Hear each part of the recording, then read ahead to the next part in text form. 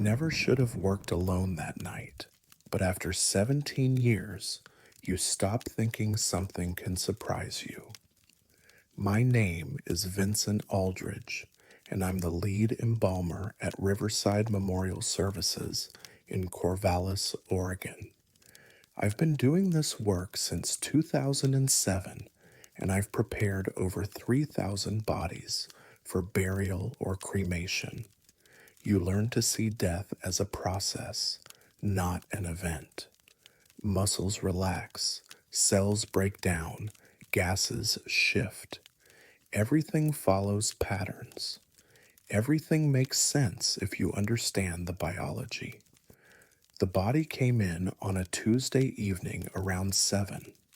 Male, 62 years old, heart attack while gardening. His name was Howard Brennan, and according to the intake form, he'd been dead approximately 6 hours. Rigor mortis had already set in fully. His jaw was locked, his fingers curled tight, his arms stiff at his sides. Standard presentation. The family wanted a viewing on Friday, which gave me plenty of time.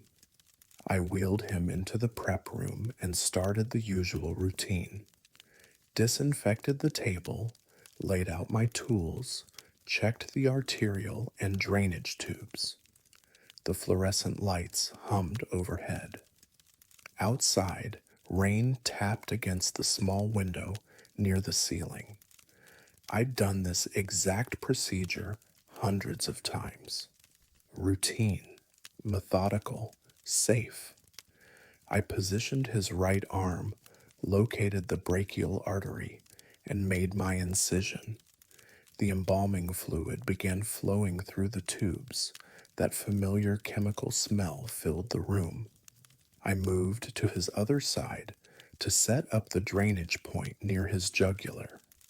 His left hand rested on the table beside me, fingers still curled from rigor, knuckles pale and waxy under the lights. That's when I felt it, pressure around my wrist. I looked down. Howard Brennan's left hand had closed around my wrist. Not quickly, not violently, slowly, deliberately, finger by finger, like someone testing their grip. The hand was cold, dead cold, the kind of cold that goes deeper than temperature. But it was moving, tightening. I didn't pull away. I couldn't. My brain couldn't process what I was seeing. Rigor mortis doesn't reverse. Muscles don't contract once they've gone through primary relaxation and stiffening, and this man had been dead for 6 hours minimum. His body temperature had dropped. His blood had stopped circulating. There was no biological mechanism for what was happening.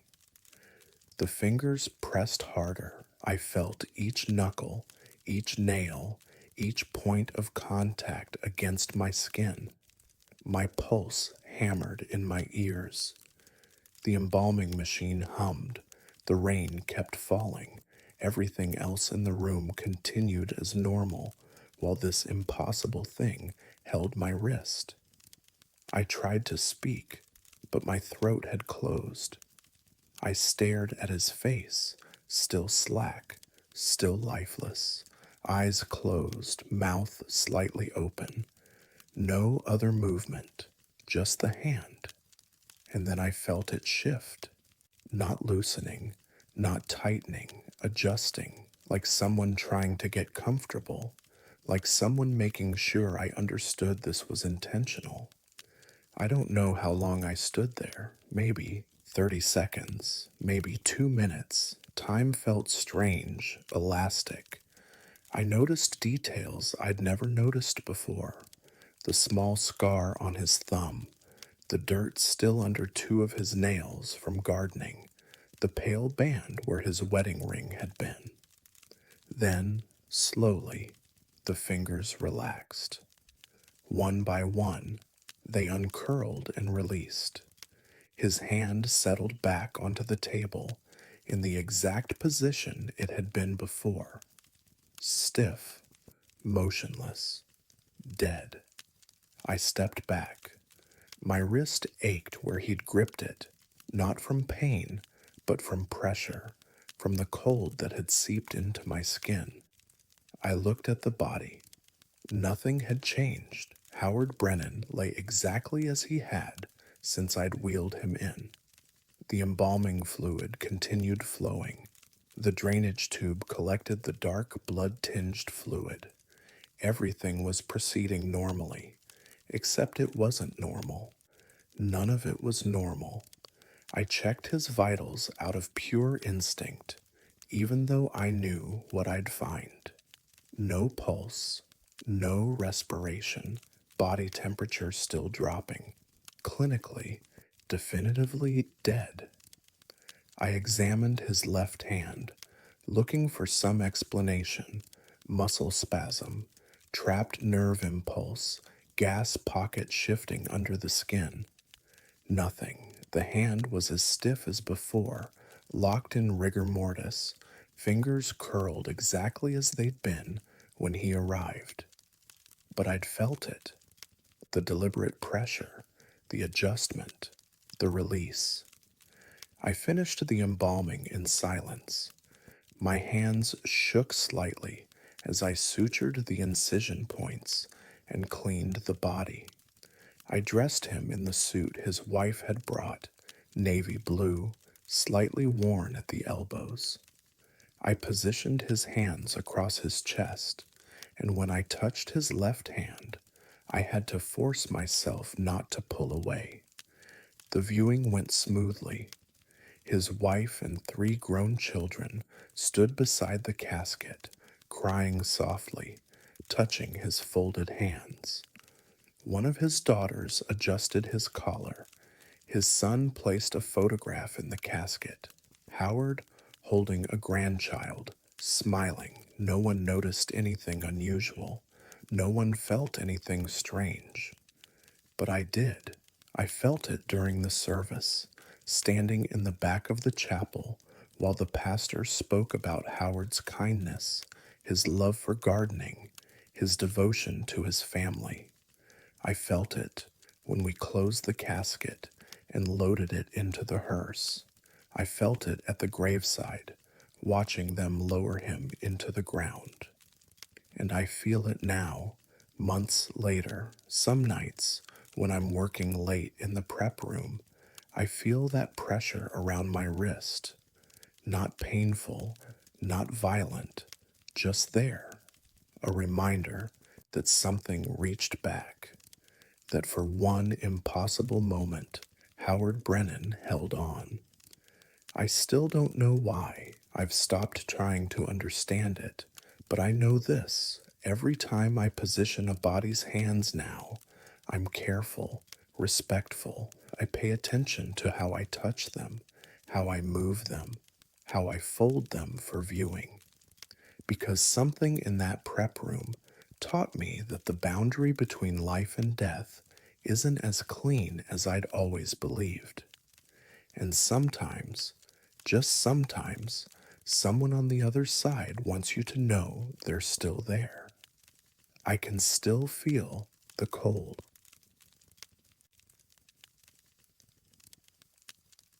Every cemetery has patterns you learn to recognize, but this one broke every rule I understood. My name is Melanie Cortez, and I've been the head groundskeeper at Pinewood Memorial Gardens in Eugene, Oregon for 12 years. I know every section, every row, every plot. I know which graves settle quickly and which ones take months. I know the difference between animal disturbance and something else. And I know when soil has been moved by human hands. It started on a Wednesday morning in October. I was making my usual rounds through Section C, checking for sunken plots, fallen flowers, anything needing attention.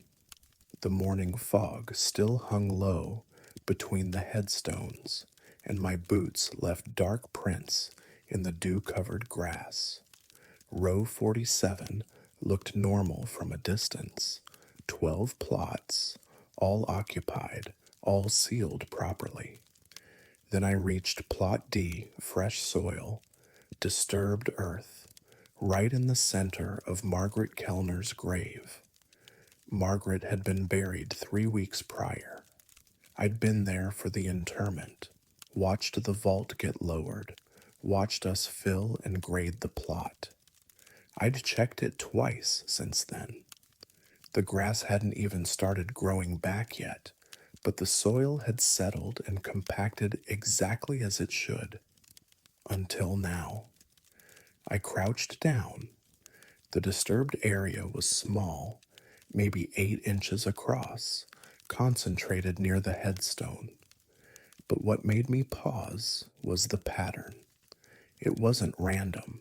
It looked like someone had pressed their hand flat against the soil, fingers spread, then dragged it toward the neighboring plot.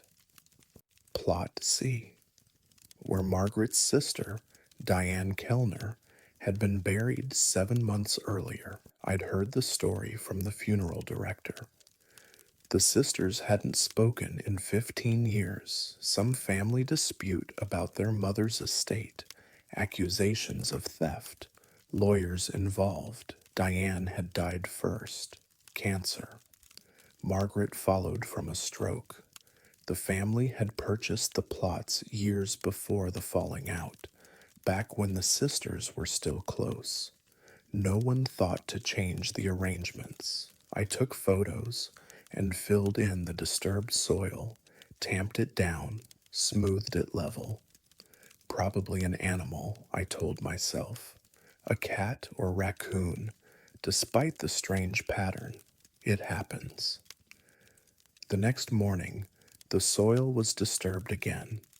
Same spot, same handprint pattern, facing the same direction. I checked the security camera footage. Pinewood had installed cameras 2 years ago after vandalism problems. The camera covering Section C had a clear view of row 47.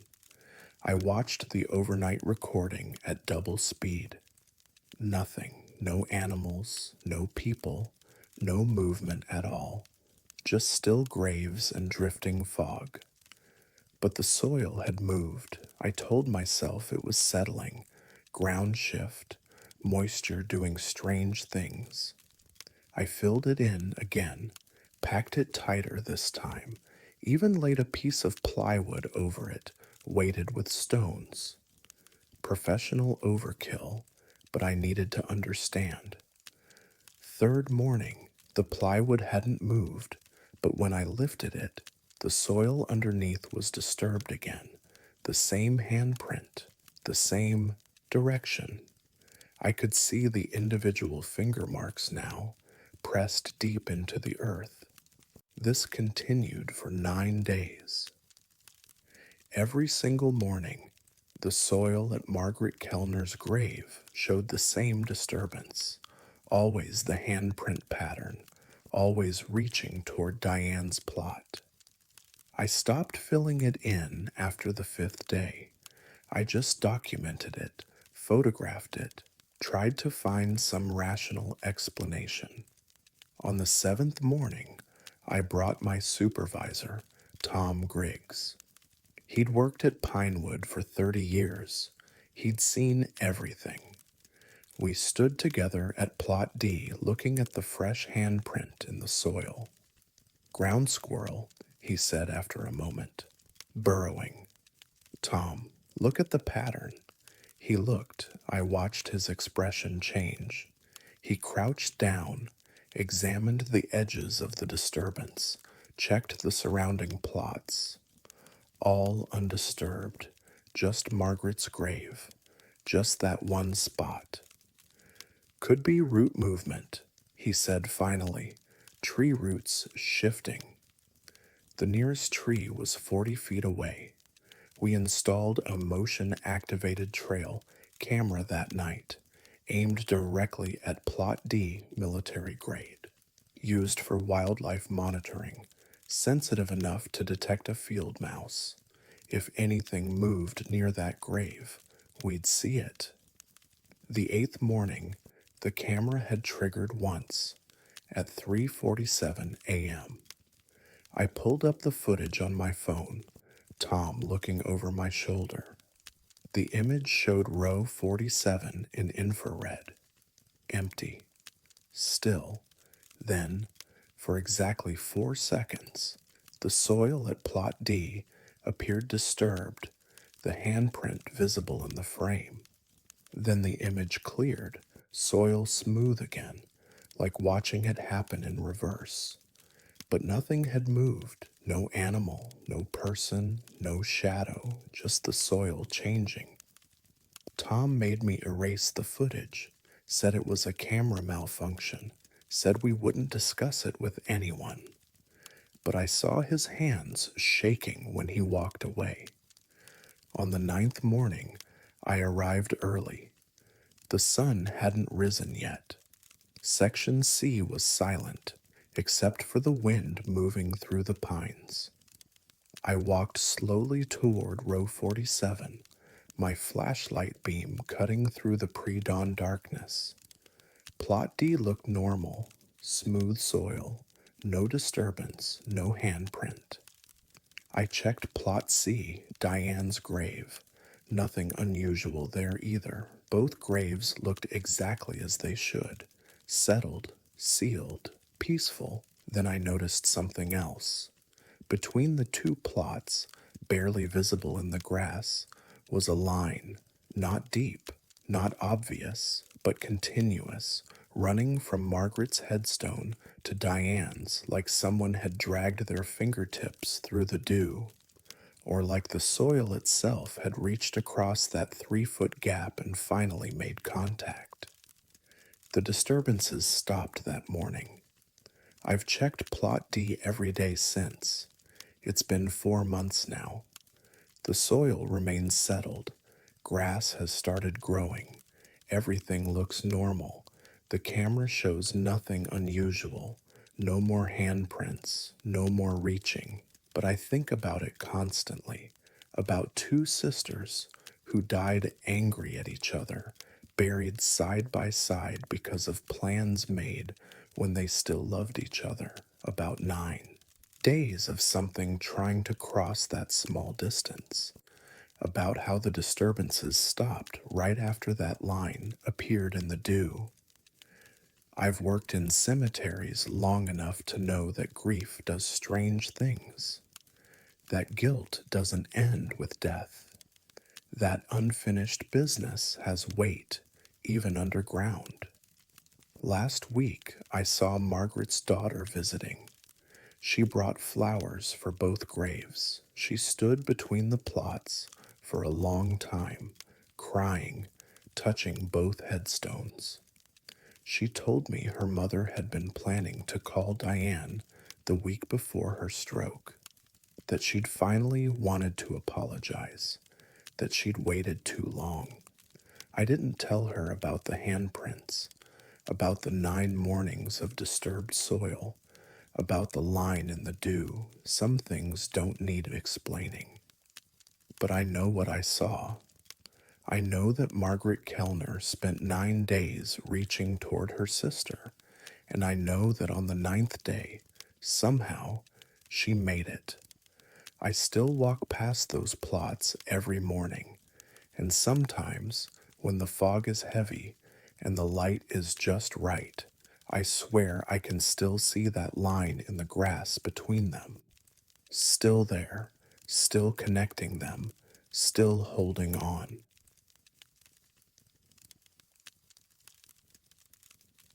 If you ever hear someone calling your name from an empty crypt, don't answer. My name is David Chen, and I'm the managing director of Elmhurst Funeral Services in Salem, Oregon. I've been running this funeral home for 19 years, and I thought I understood every sound this old building makes. The settling of floorboards, the creak of hinges, the whisper of heating vents in winter. Buildings this old, we were established in 1953, develop personalities. You learn to distinguish normal from not normal. But what happened with Richard Alvarez changed how I listen. Richard came to us on a Monday, 74 years old, complications from diabetes.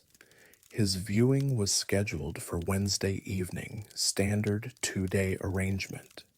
His ex-wife, Patricia, handled everything. She was efficient, composed, made all the decisions quickly. She chose a simple oak casket, selected his favorite suit, arranged the flowers.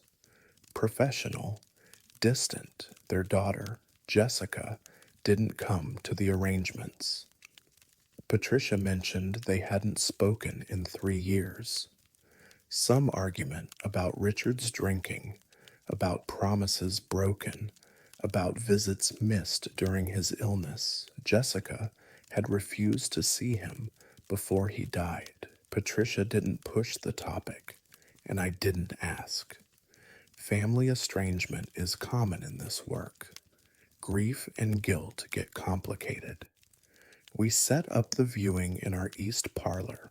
It's our smallest room, quieter than the others, with tall windows that let in afternoon light. I positioned Richard's casket at the front, arranged the flower sprays, adjusted the lighting. Everything standard, everything proper. The viewing ran from 6 to 9 p.m. on Wednesday. About 30 people attended. Patricia stood near the casket most of the evening, greeting people, accepting condolences. Jessica never showed. Several guests asked about her. Patricia just shook her head. At 11 p.m., I did my final walkthrough, checked the thermostats, turned off unnecessary lights, made sure everything was secure. The east parlor was silent. Richard's casket sat closed. Patricia had requested a closed casket after the first hour. I checked the lock on the casket, standard procedure, secure. I set the building's security system, which includes motion sensors in all the viewing rooms. We'd had problems with break-ins 5 years ago, so we'd upgraded everything. The sensors work on infrared. Anything warm-blooded moving through the room triggers them. They're sensitive, sometimes too sensitive. A bird flying past the window can set them off, but they work. I went home, got into bed around midnight. My phone woke me at 3:14 a.m. Security alert, East Parlor, motion detected. I pulled up the security app on my phone. Each room has a camera with night vision capability. The feed from the East Parlor showed the room in that greenish infrared glow. Empty chairs, flower arrangements, and Richard's casket at the front. I watched the live feed for several minutes. Nothing moved, probably a false alarm, a draft from the heating system, or a reflection from outside. It happens. Then the motion alert triggered again.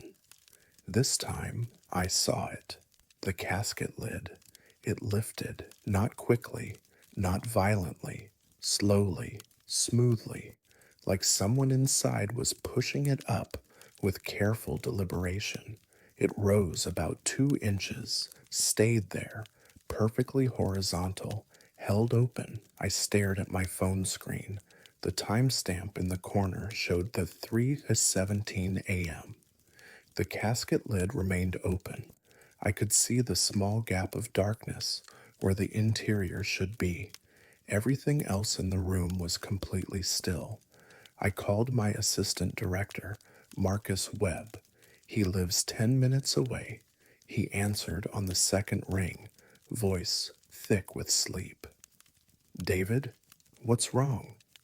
I need you to come to Elmhurst. Now. What happened? Just come. East Parlor.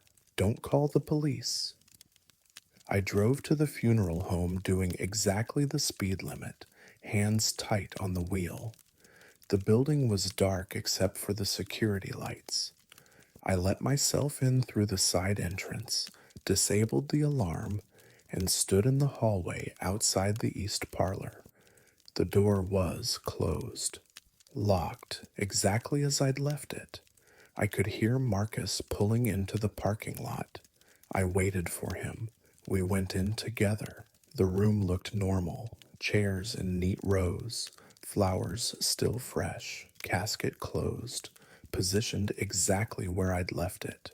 I walked to the casket, checked the latch, locked, secure. I tested the lid. It didn't budge, completely sealed. What did you see? Marcus asked. I showed him the security footage on my phone. We watched it together. The casket lid lifting at 3:17, staying open at 3:21. The lid lowered slowly and closed. The motion sensor triggered one final time at 3:22, then nothing. 4 minutes. The casket had stayed open for exactly 4 minutes. Camera malfunction, Marcus said. Has to be. Then why did the motion sensors trigger? He didn't have an answer. We checked the casket seal again. Intact. We checked the room for signs of entry. Nothing. Windows locked, door locked, no disturbances. We reviewed the security footage from all the building's cameras. No one had entered or left, no vehicles in the parking lot, no movement anywhere except in that one room. We sat in my office and watched the footage again and again. The casket opening, staying open, closing, the timestamp showing 3:17 to 3:21 a.m., 4 minutes. My phone rang at 3:48. Patricia Alvarez. Mr. Chen, I'm sorry to call so late. I know this is unusual, but Jessica just called me. She wanted me to tell you something. Of course. What is it? She wants to come see her father tomorrow, before the funeral. She said, Patricia's voice cracked. She said she forgave him. She wanted me to know that. She said she woke up at 3 a.m. feeling like she needed to say it out loud, to tell him, even though he's gone. I looked at Marcus, at the frozen image on my phone screen showing that 2-inch gap in the casket lid. What time did she call you? I asked. Just now, about 3:45.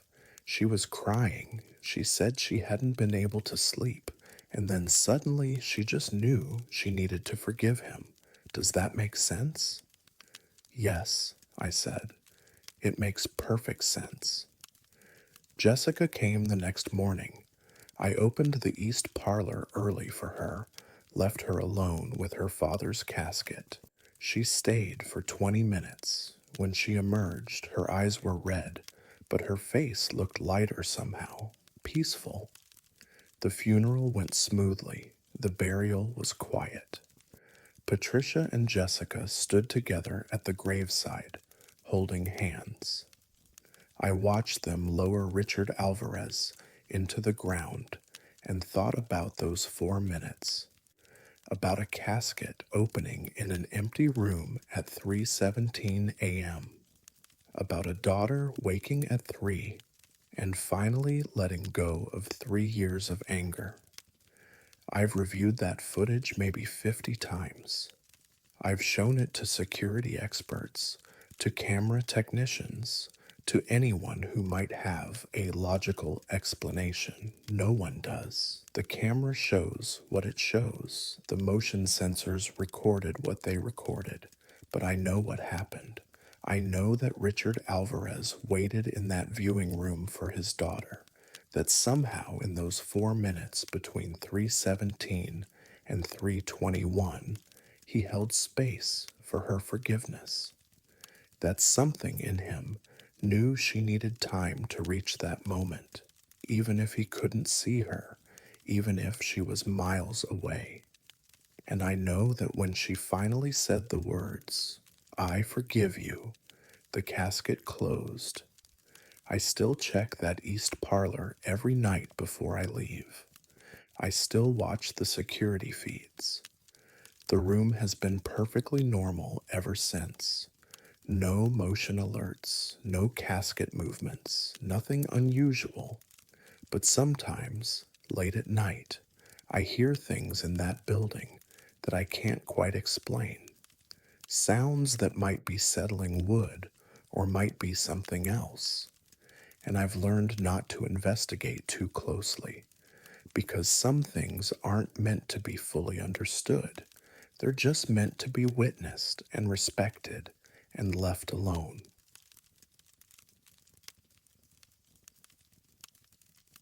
I thought I understood death until the night one of our clients moved.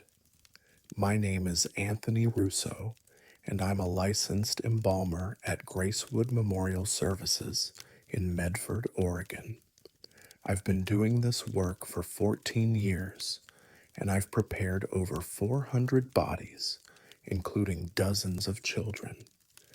Every single one of them taught me something about grief, about how fragile life is, about how families say goodbye.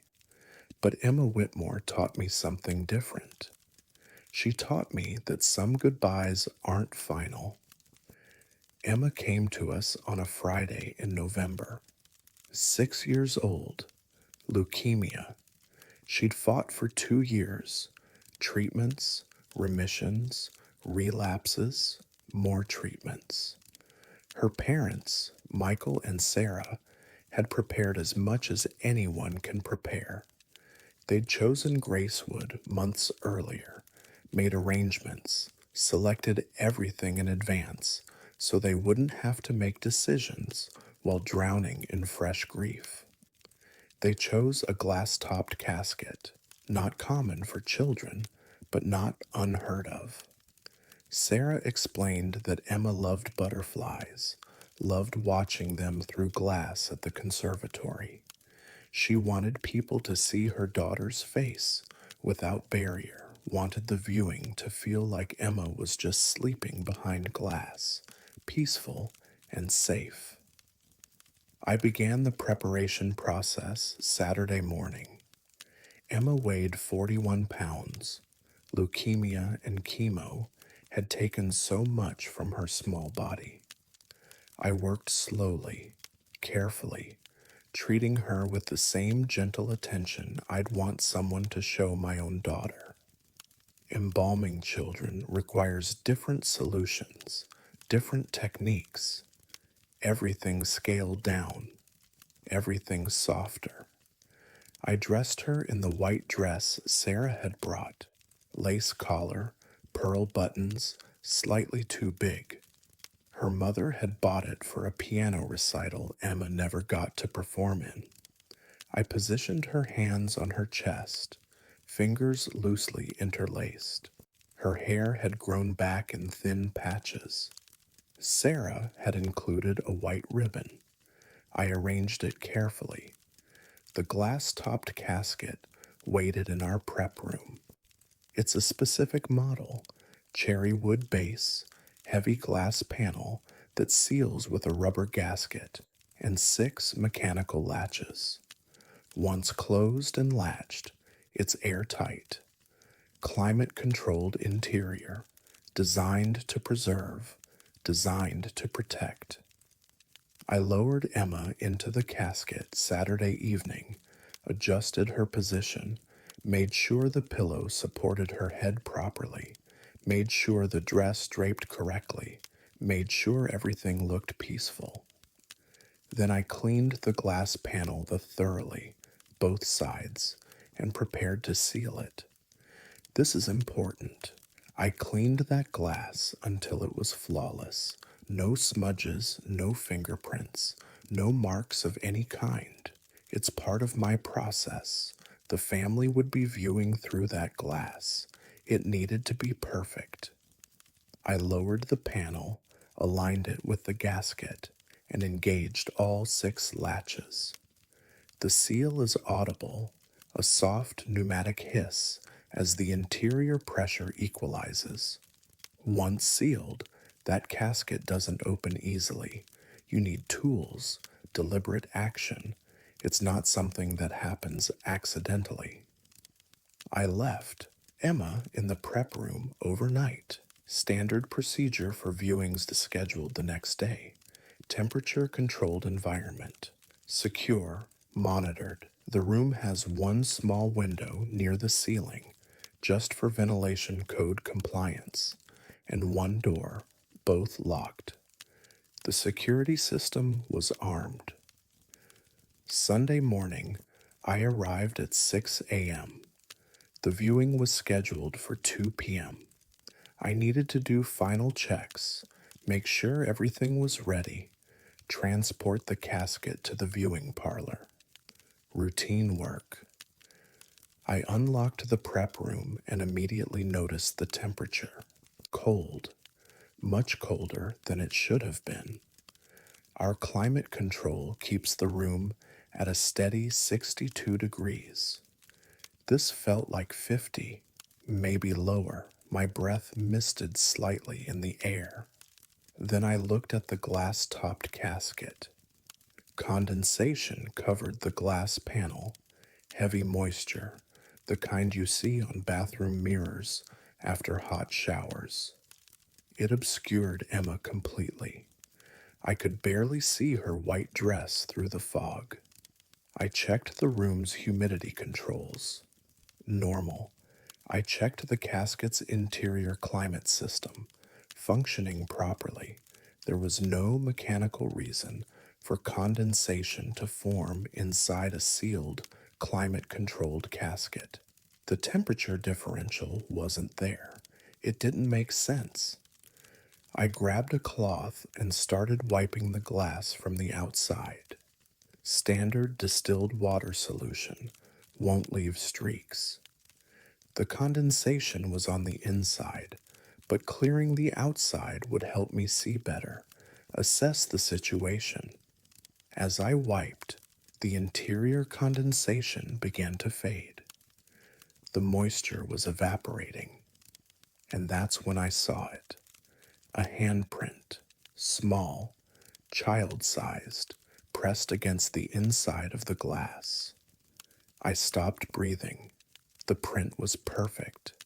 5 fingers, the pad of the palm, even the tiny lines of the skin visible in the moisture, and it was positioned near Emma's right shoulder, above where her hands rested and folded on her chest. I stood completely still. The cloth in my hand dripped water onto the floor. The prep room was silent except for the hum of refrigeration units. Nothing else moved, nothing else made sound. I checked Emma's position. Her hands were exactly where I'd placed them, fingers interlaced on her chest. She hadn't moved. The casket interior showed no disturbance. The dress was arranged perfectly. Everything looked exactly as it had when I'd sealed the casket the night before, except for that handprint on the glass. I documented everything, took photos, measured the temperature, checked the seal latches. All 6 were still engaged, still locked. No one had opened that casket. No one could have. It's mechanically impossible to open it from the inside, even if someone were alive. The latches are external. The glass panel weighs 30 pounds. A 6-year-old child couldn't lift it, even if the latches were disengaged, but that handprint was there, inside the sealed casket, pressed against the glass like someone had reached up and touched it. I called my supervisor, Patricia Okonkwo. She'd worked in funeral service for 30 years. She'd seen everything, She arrived within 20 minutes, looked at the handprint, examined the casket, and stood silent for almost a full minute.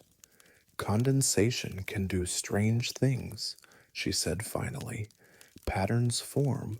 It can look like shapes. That's a perfect handprint, Patricia. Yes, she said.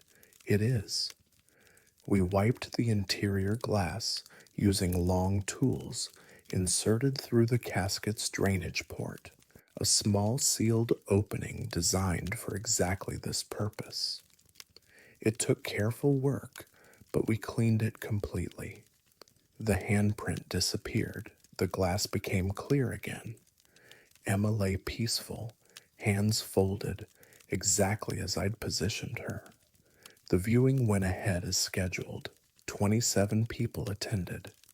Sarah stood at the casket for almost an hour, one hand pressed against the glass above Emma's face. Michael held their younger son, who was 4. The boy kept asking if Emma was cold. Sarah kept saying no. She's safe. She's warm. She's just sleeping. I didn't tell them about the handprint. What would I say? That their daughter had reached up from death and touched the glass? That she'd left a mark from inside a sealed casket? It would sound insane.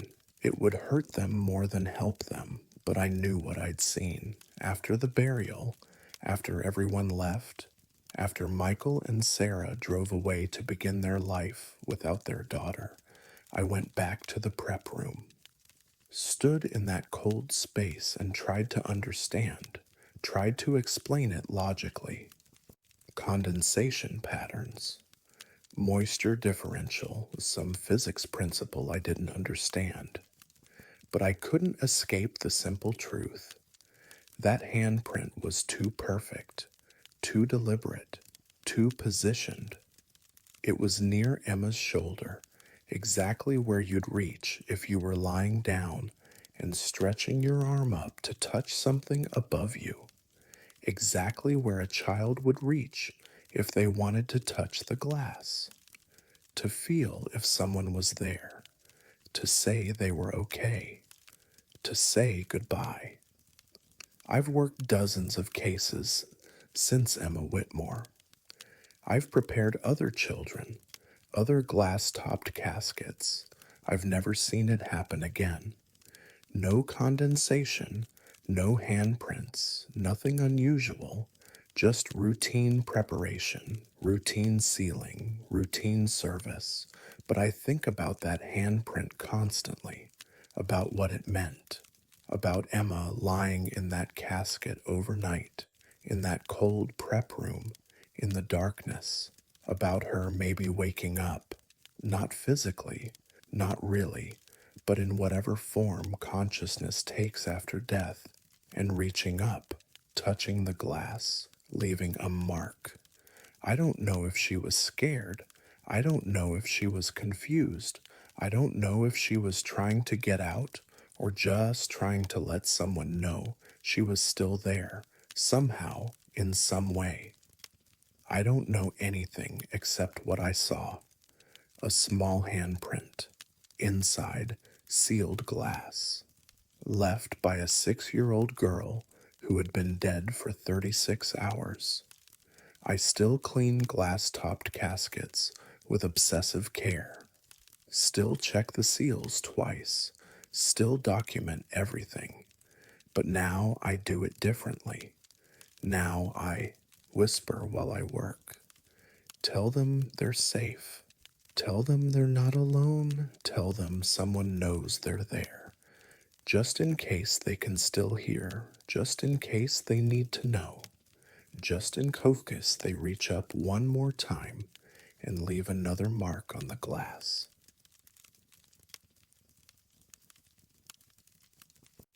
I never should have checked the dash cam, but curiosity overrides common sense sometimes. My name is Aisha Rahman, and I've been a mortuary transport driver for Cascade Memorial Services in Portland, Oregon for 9 years.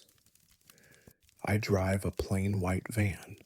No markings, no logos, nothing to indicate what I carry. I pick up bodies from hospitals, nursing homes, private residences, and coroner facilities. I transport them to funeral homes for preparation. It's solitary work, quiet work, work that most people don't think about until they need it. I've transported over 2,000 bodies. Heart attacks, strokes, cancer, accidents, old age, every cause of death you can imagine. After 9 years, you develop a routine. You become efficient, professional. You stop seeing death as tragedy and start seeing it as transition.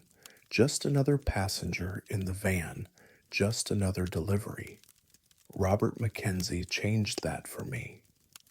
The call came on a Thursday evening in March. Providence Hospital, 7th floor. Natural causes, 79 years old, pronounced at 4:37 p.m. Family had selected Riverside Funeral Home for services. Standard pickup, standard transport, 23-minute drive across the city. I arrived at Providence at 6:15. The hospital staff had already prepared the body, wrapped in a sheet, positioned on the gurney, paperwork completed. Robert Mackenzie, widower, retired postal worker, 3 adult children, died peacefully in his sleep during an afternoon nap. The nurse who handed me the paperwork mentioned he'd been smiling lately, happy, kept talking about seeing his wife again. She died 2 years ago, the nurse said.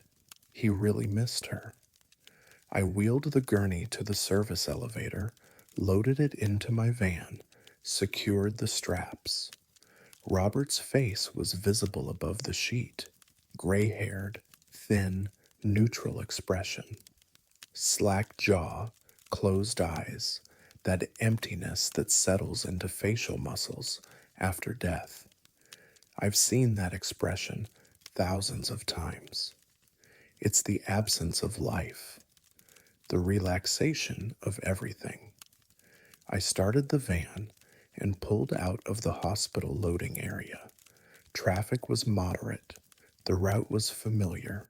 Interstate 84 east to Interstate 5 north, then surface streets to Riverside. I'd driven it dozens of times. The dashboard clock showed 6:28 p.m. My van has a dash cam, required by the company for insurance purposes.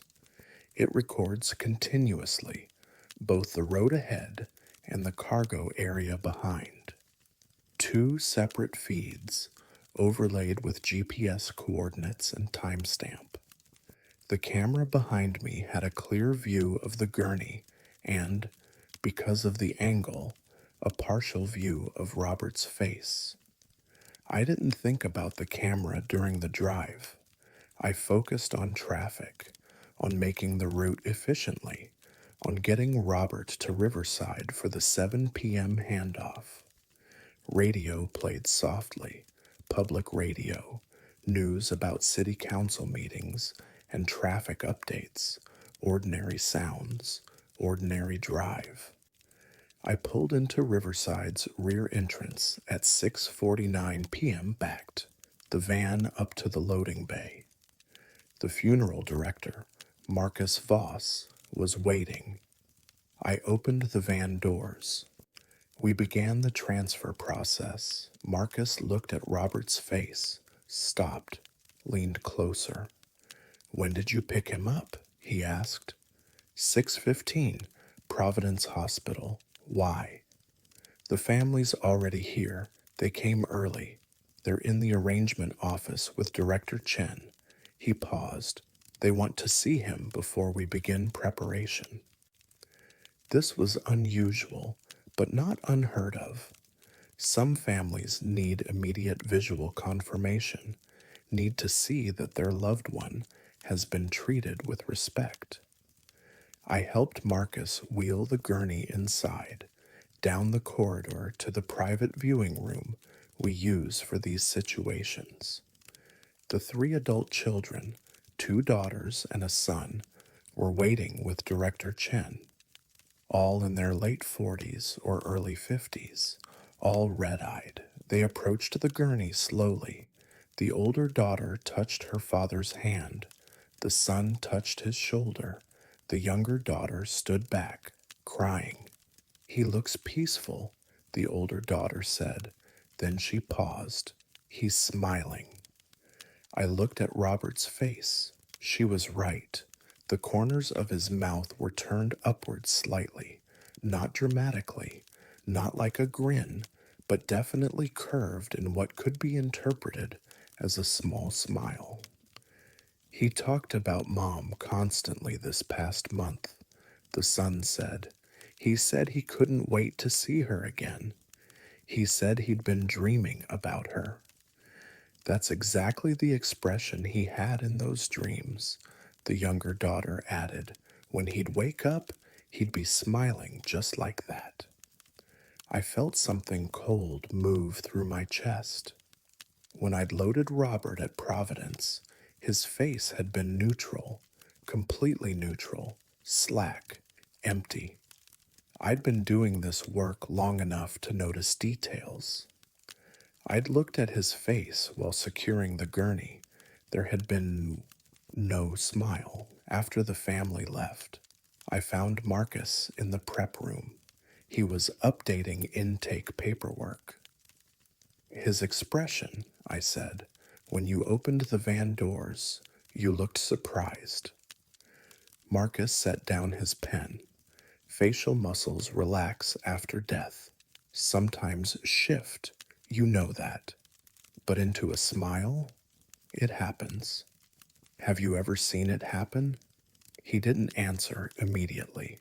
"No," he said finally, "not like that." I drove back to the company garage, parked the van, sat in silence for several minutes. The dash cam footage uploaded automatically to the company server at the end of each shift. Standard procedure, but I had access to the raw files on the camera itself. I pulled out my phone and connected to the dash cam via Bluetooth, brought up the footage from the evening's transport, started watching the cargo area feed. 6:28 p.m., leaving Providence. Robert's face visible in the frame, turned slightly toward the camera. Neutral expression, exactly as I remembered.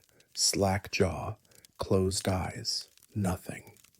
I fast forwarded through the drive, watched the timestamp tick upward. The image remained stable. Robert didn't move. The sheet didn't shift. Everything static and still.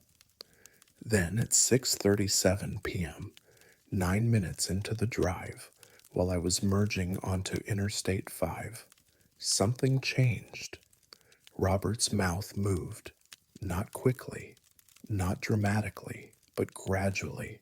Over the course of perhaps 8 seconds, the corners lifted, the neutral line curved upward, the slack expression shifted into something that looked unmistakably like contentment, like peace, like happiness. I watched it 3 times, rewound, watched again. The smile formed slowly, naturally, like muscles responding to some internal signal, like someone gradually becoming aware of something pleasant. But Robert Mackenzie was dead, had been dead for over 2 hours. There was no muscle control, no brain activity, no mechanism for facial expression changes, but the camera showed what it showed. I checked the road view for that same timestamp. 6:37 p.m. Interstate 5 North approaching the Fremont Bridge. Traffic moderate. Nothing unusual happening around the van. No sudden stops, no rough roads, nothing that would shift the body or change facial positioning through external force. The smile had come from inside, from Robert himself. I drove home in silence that night. Couldn't sleep, kept seeing that footage, the timestamp, the slow, gradual formation of that smile.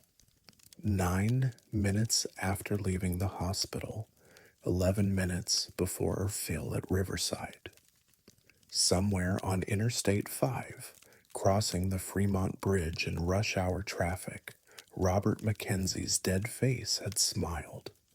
I called Marcus the next morning, asked if the family had mentioned anything else about their father, about his final days, about his state of mind.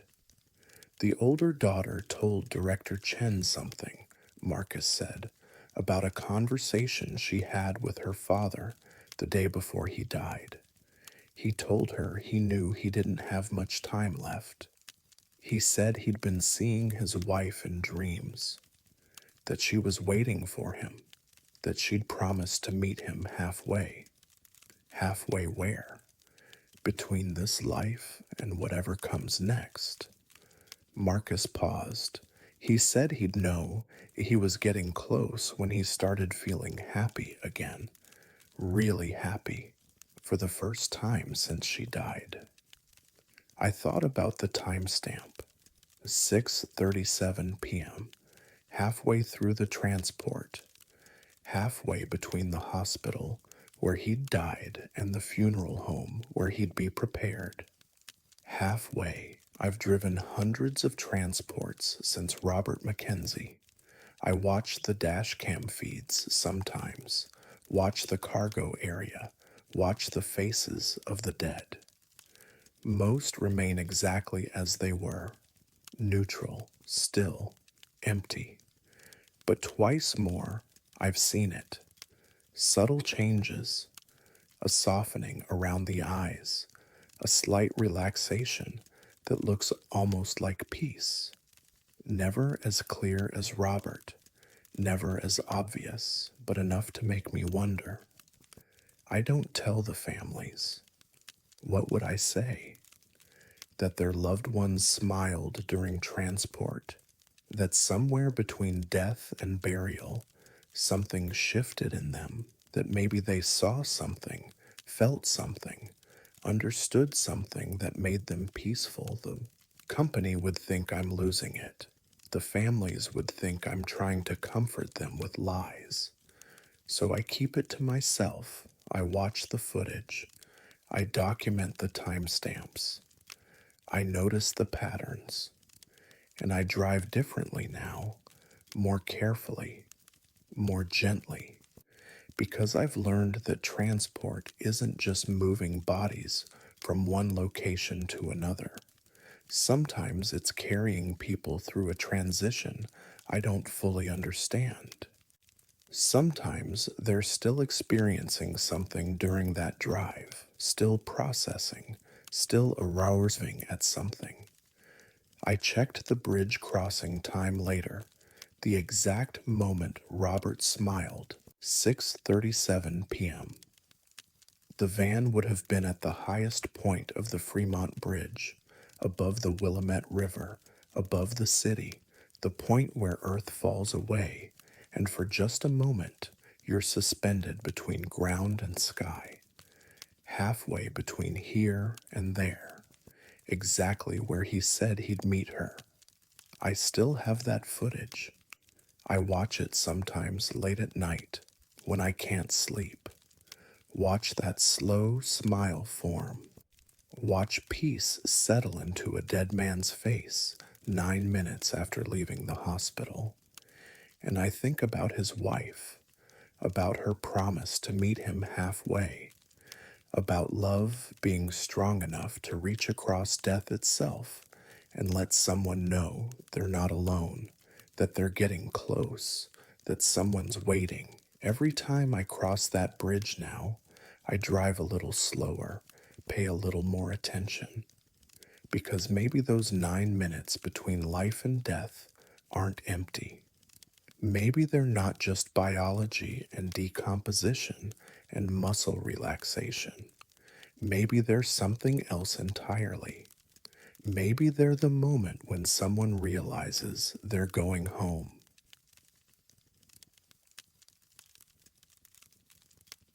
Every cemetery has a rule we don't talk about. Ours is simple: never walk between the two oldest mausoleums after midnight. My name is Jerome Callahan, and I've been the lead caretaker at Riverside Cemetery in Bend, Oregon for 22 years. I know every grave, every tree, every angle of light through the old oaks. I know which sections flood in spring and which headstones need releveling every year. After 2 decades, you stop seeing a cemetery as a place of death. It becomes your workspace, your responsibility, your territory. But Plot 9 taught me that familiarity breeds blindness. It started on a Tuesday in late September.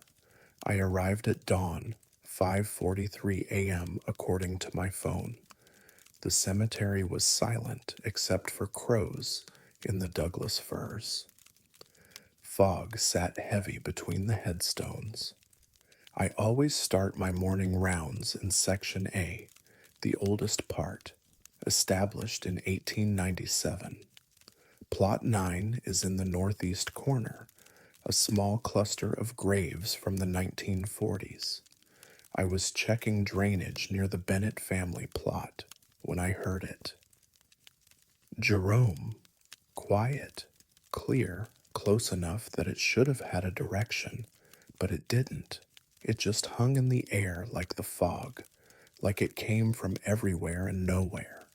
I stopped walking, listened, nothing, just wind through the trees and distant traffic from Highway 97. I continued my rounds, checked sprinkler heads, noted which graves needed reseeding. Normal work, normal morning. The next Tuesday, I heard it again. Same time, same location, near Plot 9. Jerome. This time I searched, walked the entire section, checked behind mausoleums, looked for homeless people who sometimes shelter in cemeteries overnight. Found nothing, no footprints in the dew covered grass. No evidence anyone had been there. Third Tuesday, same thing. Jerome whispered. Clear, close, fourth Tuesday, fifth, sixth, every Tuesday at dawn, somewhere near Plot 9, something whispered my name. Always the same tone, always the same volume, never louder, never softer, just Jerome hanging in the morning air. After 3 months of this, I started avoiding Section A on Tuesday mornings. I'd do my rounds in reverse, start at the new sections, work my way back, but I could feel it.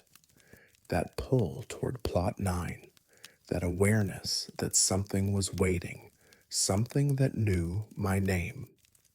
On the 13th Tuesday, I brought my supervisor, Dale Winters. He'd worked cemetery management for 35 years.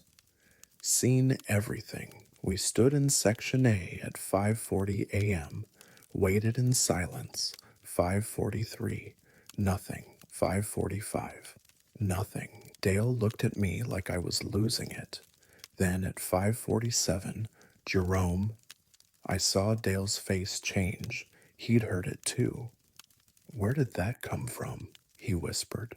I don't know. It never has a source. We searched together, walked every path, checked every grave marker, found nothing. Dale left shortly after, quiet and uncomfortable. He never mentioned it again. That afternoon, I did something I should have done months earlier.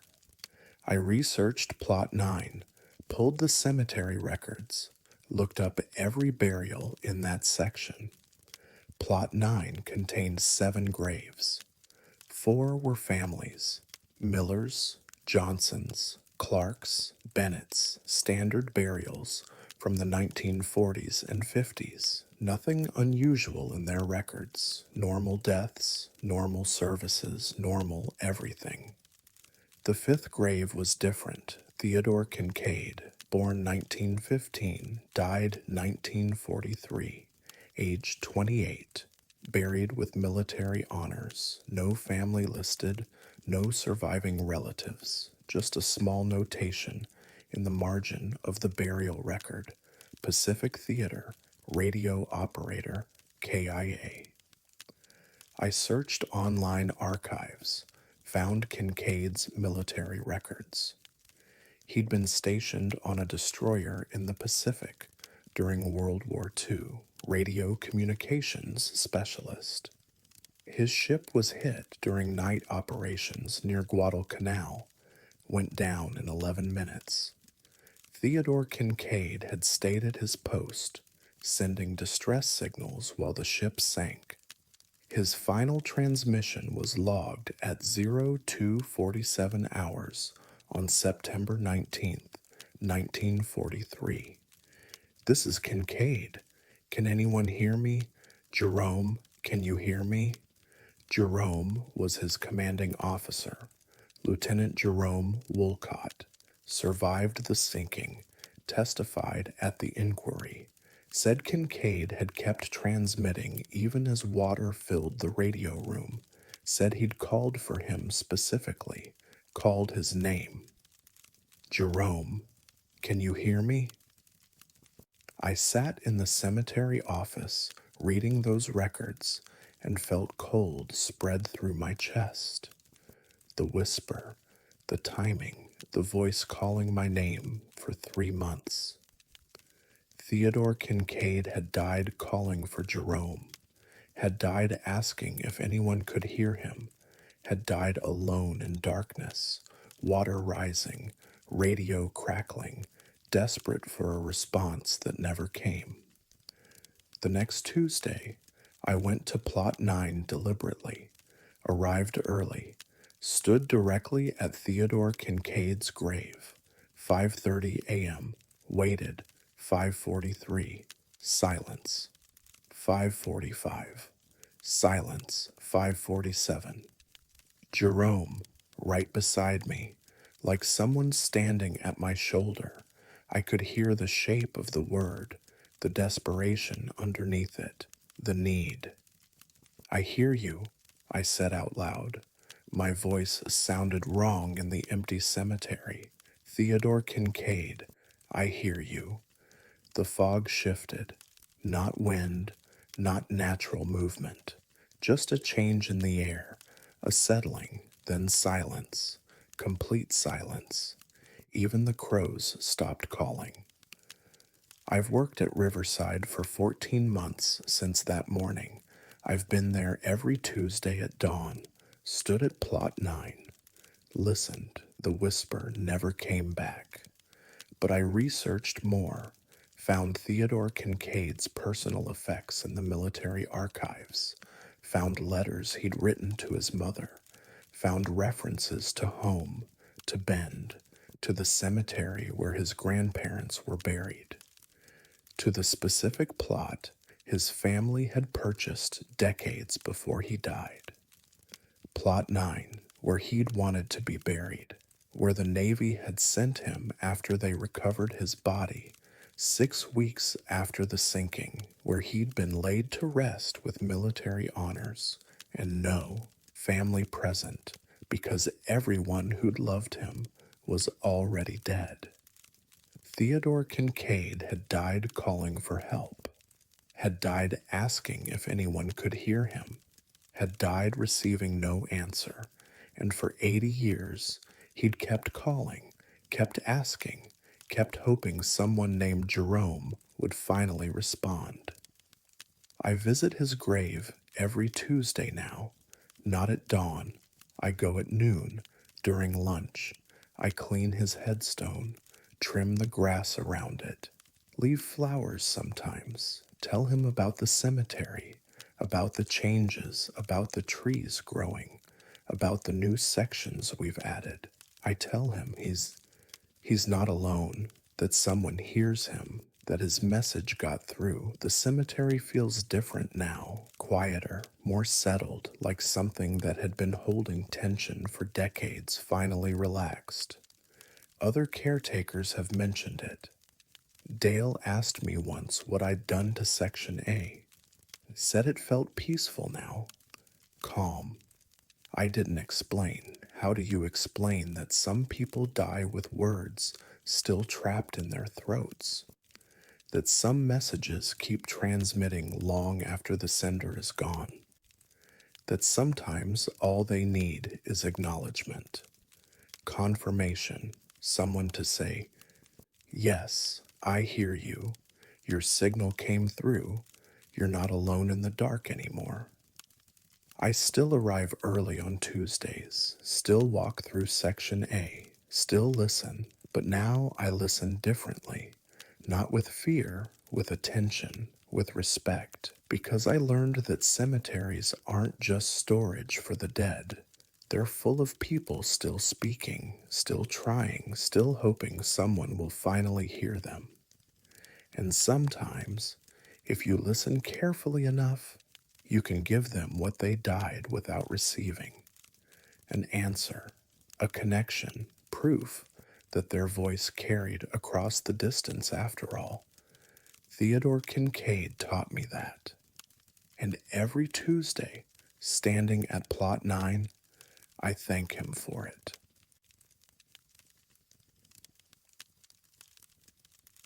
I thought I understood death until the night one of our clients moved.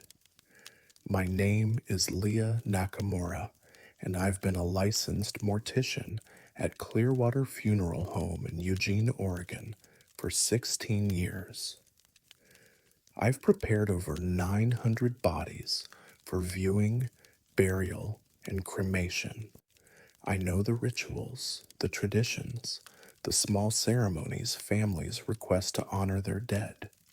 Some want specific clothing, some want jewelry, some want objects placed in the casket, and some want the old customs, the ones that go back centuries. Eleanor Voss wanted coins on her eyes. She came to us on a Wednesday in October, 81 years old. Stroke. Her daughter, Miranda, made the arrangements. She brought a small velvet pouch containing $2 silver, 1889 Morgan dollars, heavy and worn smooth. Miranda explained that her mother had carried them for decades, that Eleanor believed in the old Greek custom of paying the ferryman, that she'd made Miranda promise years ago to place them on her eyes after death. She was very specific about it, Miranda said. Close her eyes, place the coins, and leave them for one full night before the viewing. She said it was important, that the dead need weight to keep them still. I'd heard variations of this before. Coins on eyes, stones in pockets, objects of significance placed with the body. These rituals comfort the living. They provide structure to grief. I don't judge them. I honor them. I prepared Eleanor Wednesday evening, standard embalming procedure. She'd been a small woman, barely 5 feet tall, 93 pounds. Her face had good bone structure. She'd age well, the kind of elegant aging that speaks to a life well lived. I dressed her in the blue dress Miranda had brought, positioned her hands, arranged her hair, then I closed her eyes and placed the silver dollars, one on each eyelid. They were heavy, real silver, not modern coins. They settled into place with weight, with purpose, the kind of weight that would keep closed eyes closed. I left her in the prep room overnight. We'd be moving her to the viewing parlor Thursday morning for the afternoon service. Standard timeline, standard procedure. Our prep room has one mirror, full length, mounted on the west wall, required by the Oregon Mortuary Board for checking dress presentation and overall appearance. It's angled so I can see the entire preparation table from multiple positions: practical, professional, necessary. I didn't think about that mirror when I left Eleanor Wednesday night. Didn't think about what might reflect in it. Didn't think about anything except getting home, eating dinner, sleeping, routine work, routine evening. Thursday morning, I arrived at 6:30. The viewing was scheduled for 2 p.m. I needed to do final checks on Eleanor, move her to the parlor, arrange flowers. I unlocked the prep room and immediately saw the problem. One of the silver dollars was on the floor, not near the table, not where it might have fallen if her head had shifted or if the coin had simply slipped off during the night. It was 8 feet away, in the middle of the room, standing upright on its edge, balanced impossibly, facing the mirror. I stood in the doorway, hands still on the light switch. The coin was perfectly vertical, balanced on a 90-degree edge. The statistical improbability of that was absurd. Coins don't land on edge. They don't balance themselves. They fall flat, always. But this coin stood, and it faced the mirror directly, like it had been placed, positioned, aimed. I looked at Eleanor. Her face was unchanged, peaceful, professional, but her left eye, the eye that should have been weighted by the missing coin, was slightly open, just a crack, just enough to see a thin line of white beneath the lid. I checked the security footage. Our prep room has a camera, insurance requirement after a theft 3 years ago. The camera covers the entire room, including the mirror. I pulled up Wednesday night's recording on my phone. 10:37 p.m. I left the room. Eleanor lay still, both coins visible on her eyes. Nothing moved. 11:15, nothing. Midnight, nothing. 1 a.m., still nothing. Then at 2:23 a.m., something changed. The mirror, Eleanor's reflection in the mirror. The eyes in the reflection opened, not the actual body, just the reflection. Both eyes, wide and clear, staring directly at the camera. The body on the table remained unchanged. Eyes closed, coins in place, but the reflection showed something different.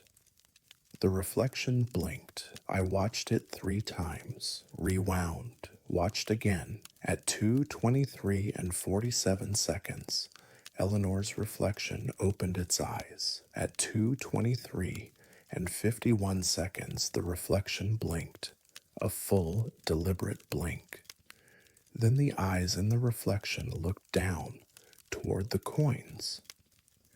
At 2:24 a.m., one of the silver dollars slid off her face, slowly, deliberately. It didn't fall, it moved, horizontally, off her eye, across her cheek, off the edge of the table, and when it hit the floor, it didn't bounce, it didn't rattle. It landed on edge and stayed there, rolling slowly across 8 feet of linoleum floor until it reached the middle of the room, where it stopped, balanced. Facing the mirror, the reflection's eyes closed. The footage showed nothing else unusual, just Eleanor lying still, with one coin remaining on her right eye. Just that single silver dollar standing impossibly in the middle of the floor. I called my supervisor, Thomas Brennan. He'd worked mortuary services for 40 years. He arrived within 30 minutes. We watched the footage together. Neither of us spoke for several minutes after it ended. Equipment malfunction, Thomas said finally. Mirror reflection glitch. The coin moved in real life. It's standing on the floor right now. Vibration, floor settling, the coin rolled. Coins don't balance on edge, Thomas. Not naturally. Not for 7 hours. He didn't have an answer, Fittis. Decided to continue with the service. I placed the coin back on Eleanor's eye. It stayed. I moved her to the viewing parlor. 23 people attended. Miranda stood at the casket for almost an hour. She thanked me afterward for honoring her mother's wishes, for placing the coins exactly as Eleanor had requested. I didn't tell her about the footage, about the reflection blinking while the body stayed still, about the coin moving on its own, about how her mother's reflection had looked directly at the camera like it was aware, like it was showing me something. After the burial, I researched the coin tradition, found its origins in Greek mythology, Charon's obol, payment for crossing the river Styx. But I found something else too, an older belief, a warning: mirrors and the dead don't mix. Mirrors show truth, and sometimes truth means showing that the dead aren't as still as they appear, that reflections can move independently, that what we see with our eyes isn't always what's actually happening. Some cultures cover mirrors when someone dies. They say the soul gets confused by its own reflection, gets trapped, gets stuck between the mirror world and the real world. Some say the soul tries to communicate through mirrors, uses reflection as a voice. I think Eleanor Voss was trying to tell me something. Her reflection opened its eyes, looked at the coins, made one move, positioned it facing the mirror like an arrow, like directions, like saying, "Look here, pay attention, understand what you're seeing." I don't know what she wanted me to know. I've thought about it every day since. Thought about that blink, that deliberate movement, that coin standing on edge for 7 hours. I removed the mirror from the prep room last month. Told Thomas it was broken, that the reflection showed distortions. He didn't question it. Ordered a replacement that hasn't arrived yet. The room feels different without it.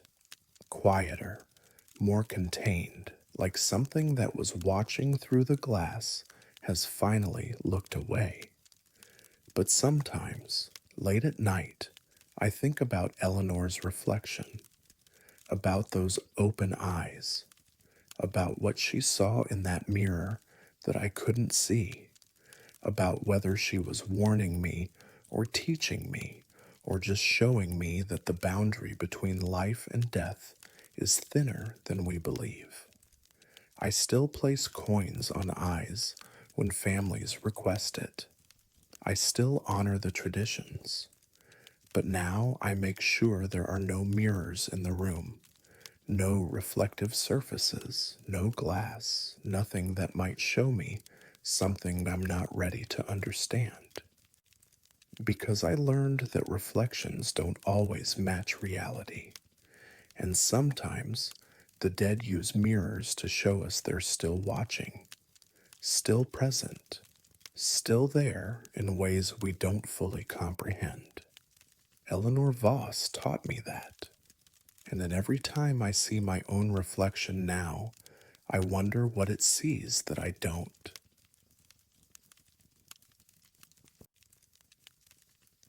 I never should have agreed to handle that burial, but I didn't know what waited beneath the soil.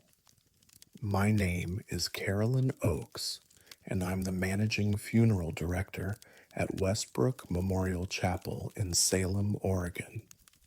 I've been running this facility for 23 years. I know every room, every system, every detail of this building. I know which floorboards creak in the east hallway. I know which window won't seal properly in winter. I know exactly how our climate control operates. Three separate zones, each with independent thermostats, each maintaining precise 68-degree temperature year round. Until Dorothy Hartley came to us, that system had never failed. Dorothy arrived on a Monday in February, 87 years old, pneumonia complications. Her husband, Walter, made the arrangements himself. He was 92, sharp minded, walked with a cane but didn't need help.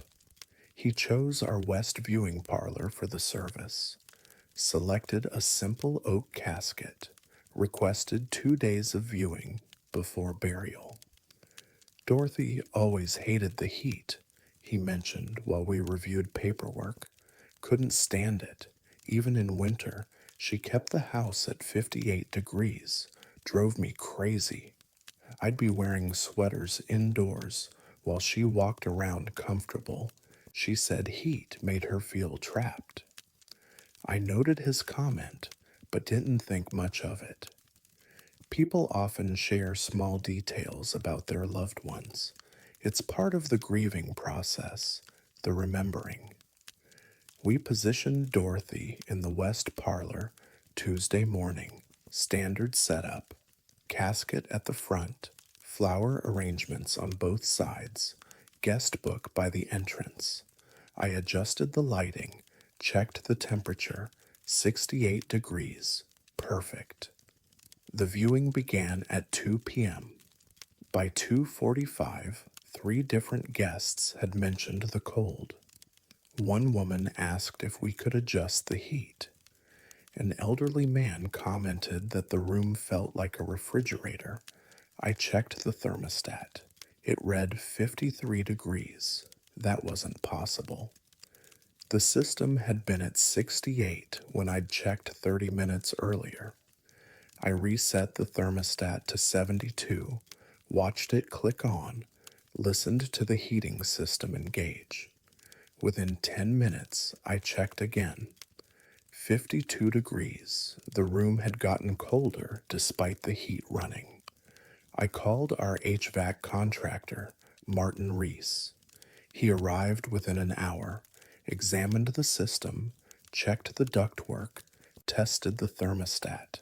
Everything functioned perfectly. In his professional opinion, that room should be heating normally. But it's not, I said, showing him the reading, 51 degrees now.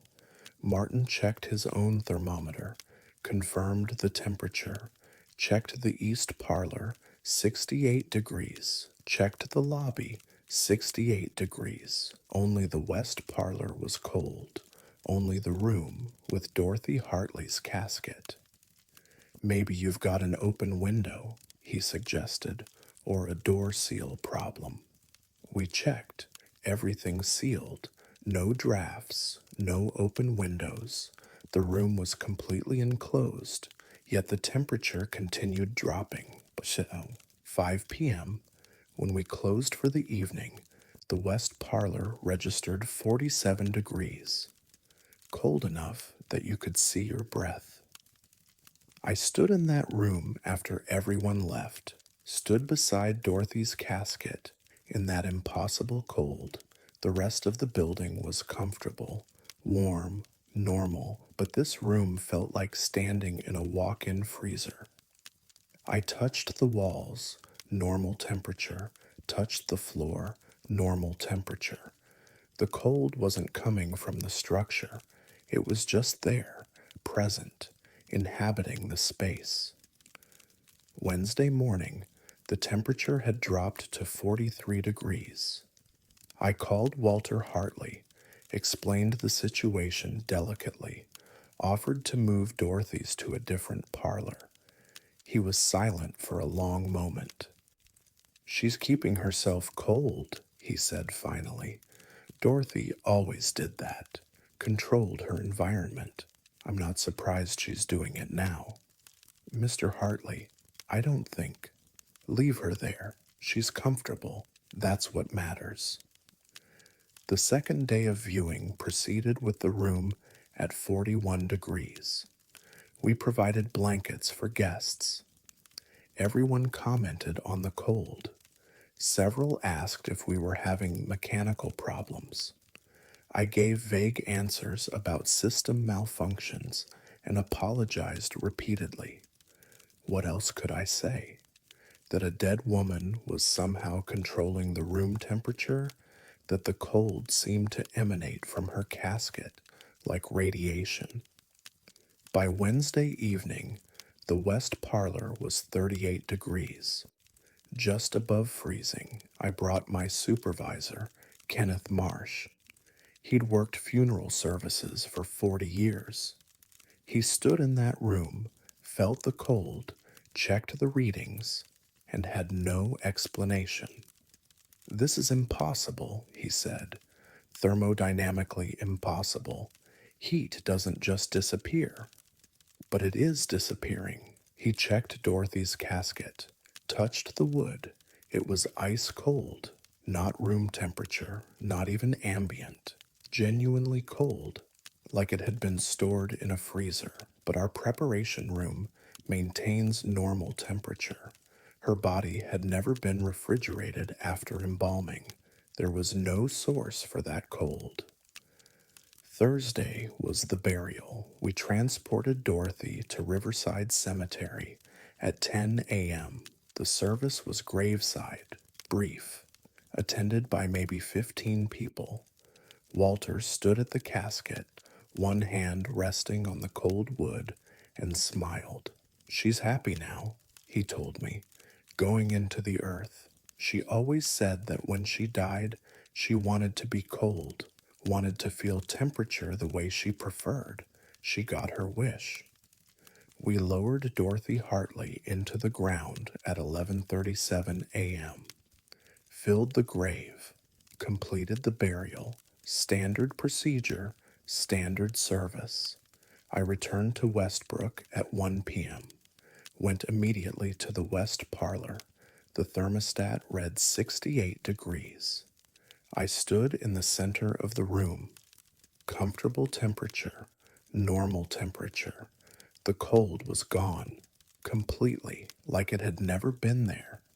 I checked the temperature every hour for the rest of the day. 68 degrees, steady, perfect. The room had returned to normal within 2 hours of Dorothy's burial. Martin Reese came back Friday, ran diagnostics on the entire system, found nothing wrong, no malfunctions, no irregularities, everything operating exactly as designed. He suggested maybe there had been a refrigerant leak that self-sealed. I didn't argue. I just paid his invoice and let him leave. But I knew, I'd felt it. That cold wasn't mechanical, wasn't environmental. It was Dorothy. Her preference, her control, her way of maintaining comfort in death, the same way she had in life. I researched temperature regulation after death, found nothing about deceased individuals affecting room temperature, found studies about how bodies cool post-mortem, standard algor mortis, predictable rate of heat loss, nothing about bodies making entire rooms cold, nothing about dead people controlling climate. But I also researched human willpower, found stories about monks who can raise their body temperature through meditation, found studies about how intent affects physical systems in ways we don't fully understand, found theories about consciousness persisting after death, about the will continuing even when the body stops. Dorothy Hartley had hated heat her entire life, had controlled her environment obsessively, had kept her home uncomfortably cold despite her husband's complaints. That preference had an end. ended with death. She'd carried it forward, imposed it, made the viewing parlor match her needs. I've conducted 37 viewings in the West Parlor since Dorothy Hartley. Every single one has maintained perfect 68-degree temperature. No cold spots, no malfunctions. The room operates exactly as it should, but sometimes, late at night, when I'm locking up, I walk through that parlor and remember standing in that impossible cold beside a casket radiating freezing air. Remember Walter saying she was comfortable. Remember the temperature returning to normal the moment she went into the ground. I wonder sometimes if Dorothy is still cold down there, if the earth around her casket is frozen, if she's maintaining her preferred temperature in death the same way she did in life. I wonder if will is strong enough to change physics, to make the impossible happen simply through preference. I think about her every winter when the temperature drops. Think about how we assume death ends everything, ends preference, ends will, ends control. But maybe it doesn't. Maybe some things persist. Maybe some people remain exactly who they were, demanding exactly what they always demanded. Dorothy Hartley taught me that. She wanted cold. She made cold. And for 3 days, she proved that death doesn't always mean surrender. Sometimes it just means continuing in your own way, on your own terms, at your own temperature.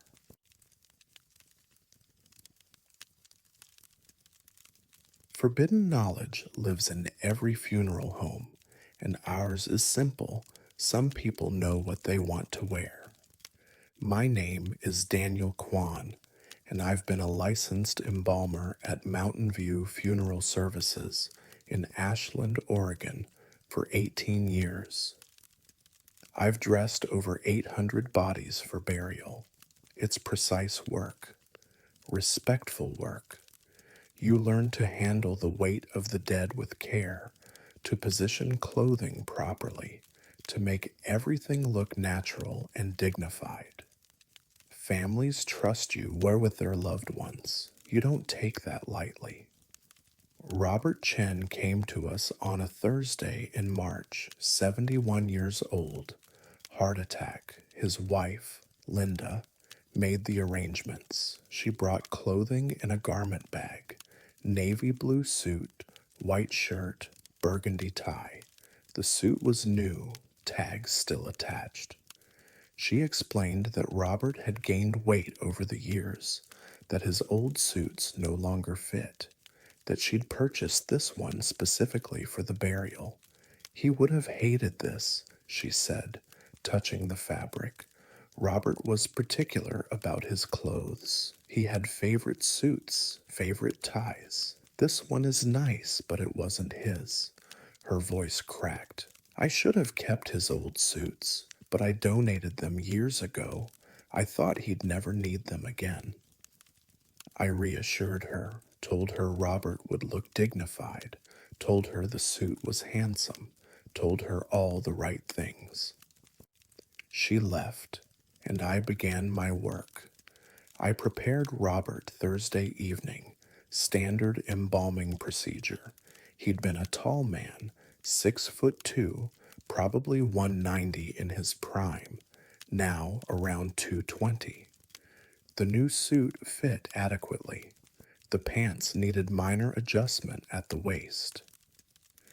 The jacket sat properly on his shoulders. I dressed him carefully, positioned his tie, buttoned the jacket. Everything looked professional, appropriate. I left him in the prep room overnight. His viewing was scheduled for Saturday afternoon. Friday, I'd do final touches, move him to the viewing parlor, complete the presentation, standard timeline. Friday morning, I arrived at 7 a.m. unlocked the prep room, immediately saw the problem. Robert was wearing a different suit, not the navy suit Linda had brought. This one was lighter blue, royal blue, older cut, wider lapels, slightly different style. The shirt was cream colored, the tie was solid navy, and it fit him perfectly. Not the adequate fit of Linda's new suit. Perfect fit, like it had been tailored specifically for his body. I stood in the doorway, staring. The new navy suit was folded neatly on the counter where I'd left my tools. Every piece, jacket, pants, shirt, tie, folded professionally, like someone had carefully removed it and set it aside. The suit Robert now wore wasn't from anything Linda had brought. I'd never seen it before. I checked our clothing storage. We keep donated suits for families who can't afford burial clothes. Sometimes people bring suits that don't fit. Sometimes families donate clothing from deceased loved ones. We have maybe 20 suits in storage at any given time. The royal blue suit wasn't there. I checked every hanger, every garment bag. Nothing matched what Robert was wearing. I called my supervisor, Grace Martinez. She'd worked funeral services for 30 years. She arrived within 40 minutes. We examined Robert together. The suit was real, fabric, stitching, buttons, all genuine. Grace checked the label inside the jacket. Bernard's Fine Clothing, Portland. A men's shop that had closed in 1989. Someone came in last night, Grace said. Changed him. Some kind of prank. Who would do that? And how? The building was locked. The security system was armed. We checked the security footage. Our prep room camera runs continuously. I pulled up Thursday night, 8:47 p.m. I left the room.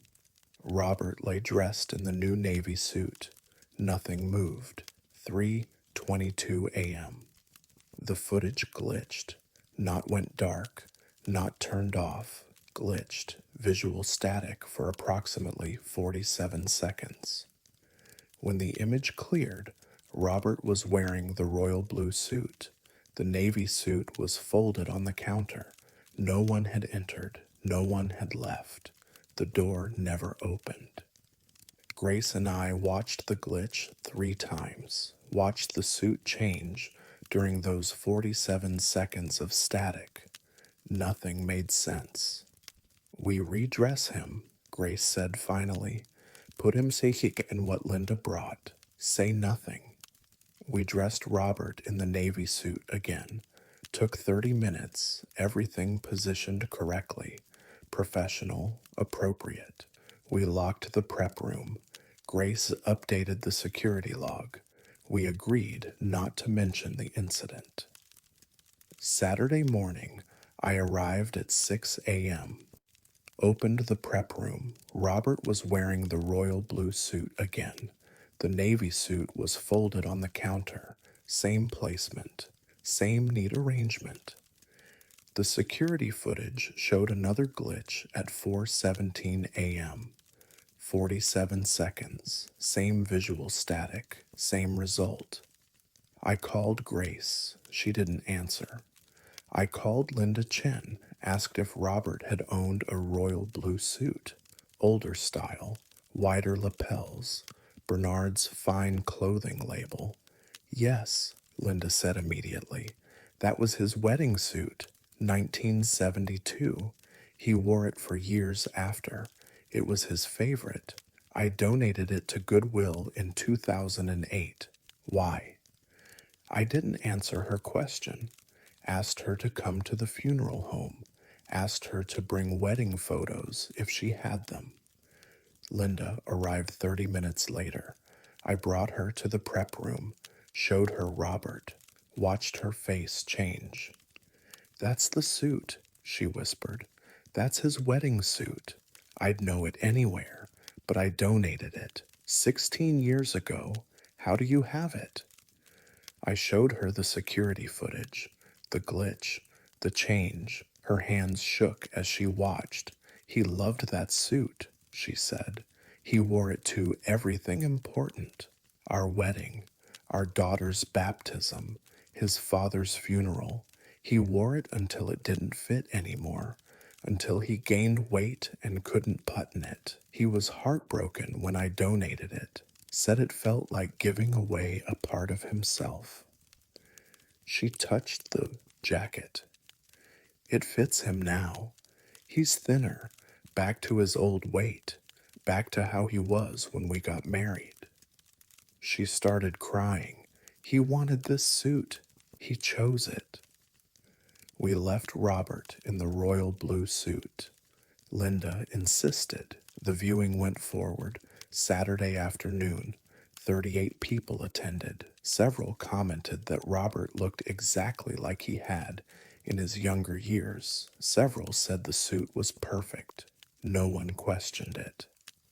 After the burial, I checked our security footage again.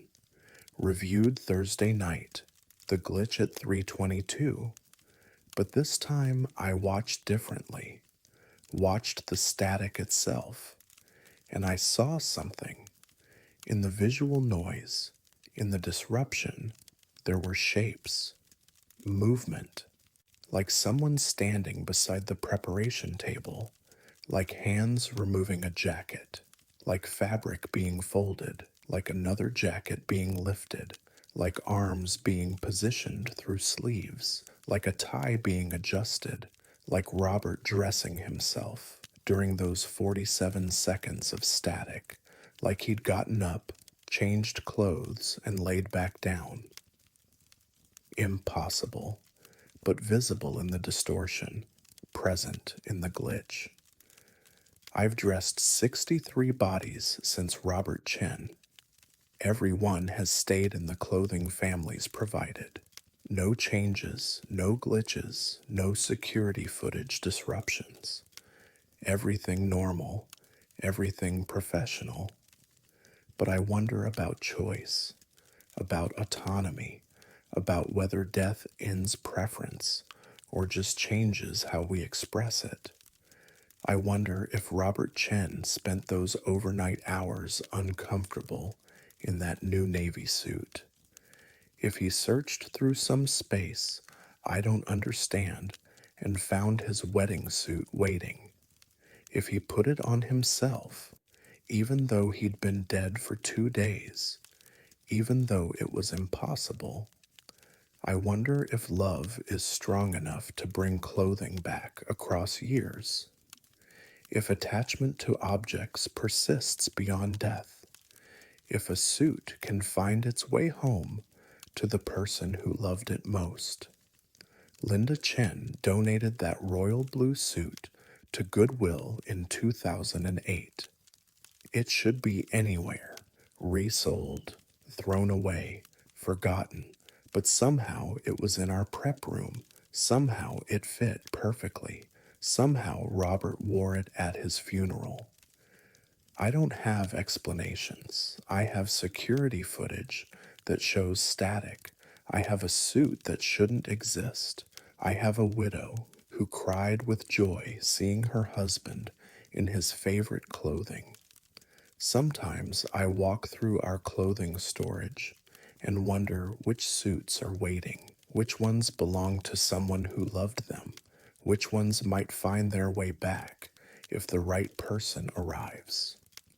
I handle donated suits differently now, more carefully, more respectfully, because Robert Chen taught me that some things don't stay gone and some preferences persist. And sometimes the dead know exactly what they want to wear home.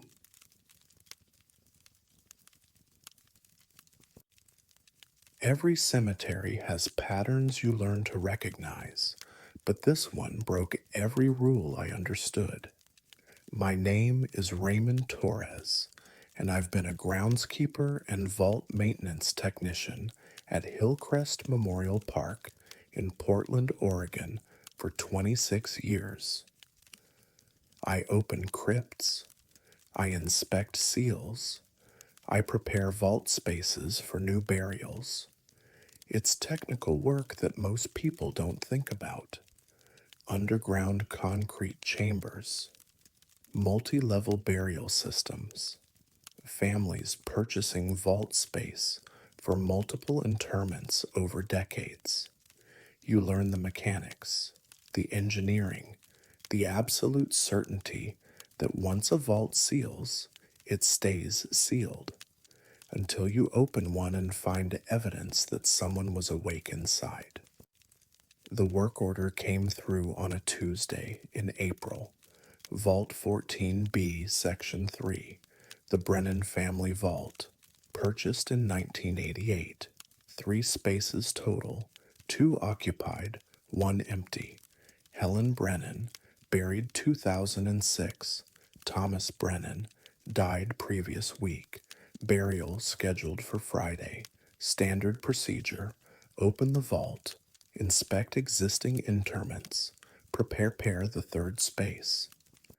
I arrived at the site Thursday morning. Vault 14B sits in our oldest section, beneath a copper beech tree that was planted in 1947.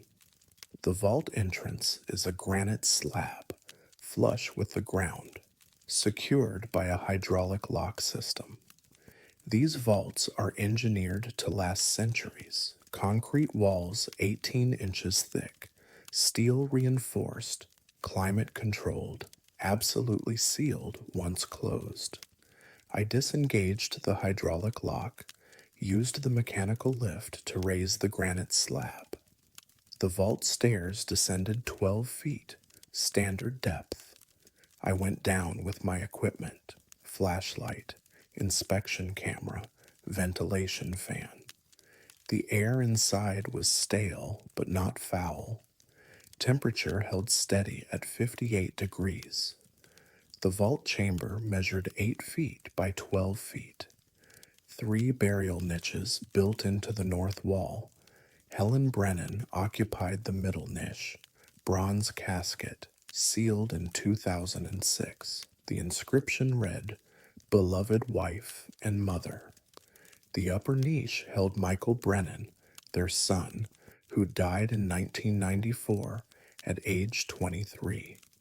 Car accident. The lower niche waited and empty for Thomas. I began standard inspection, checked the concrete for cracks, examined the seal on Michael's niche, intact, examined Helen's seal, intact. Both had been closed for years without issue. No water intrusion, no structural problems, everything normal. Then I looked closer at Helen's casket. Scratches on the bronze surface, not oxidation, not environmental damage.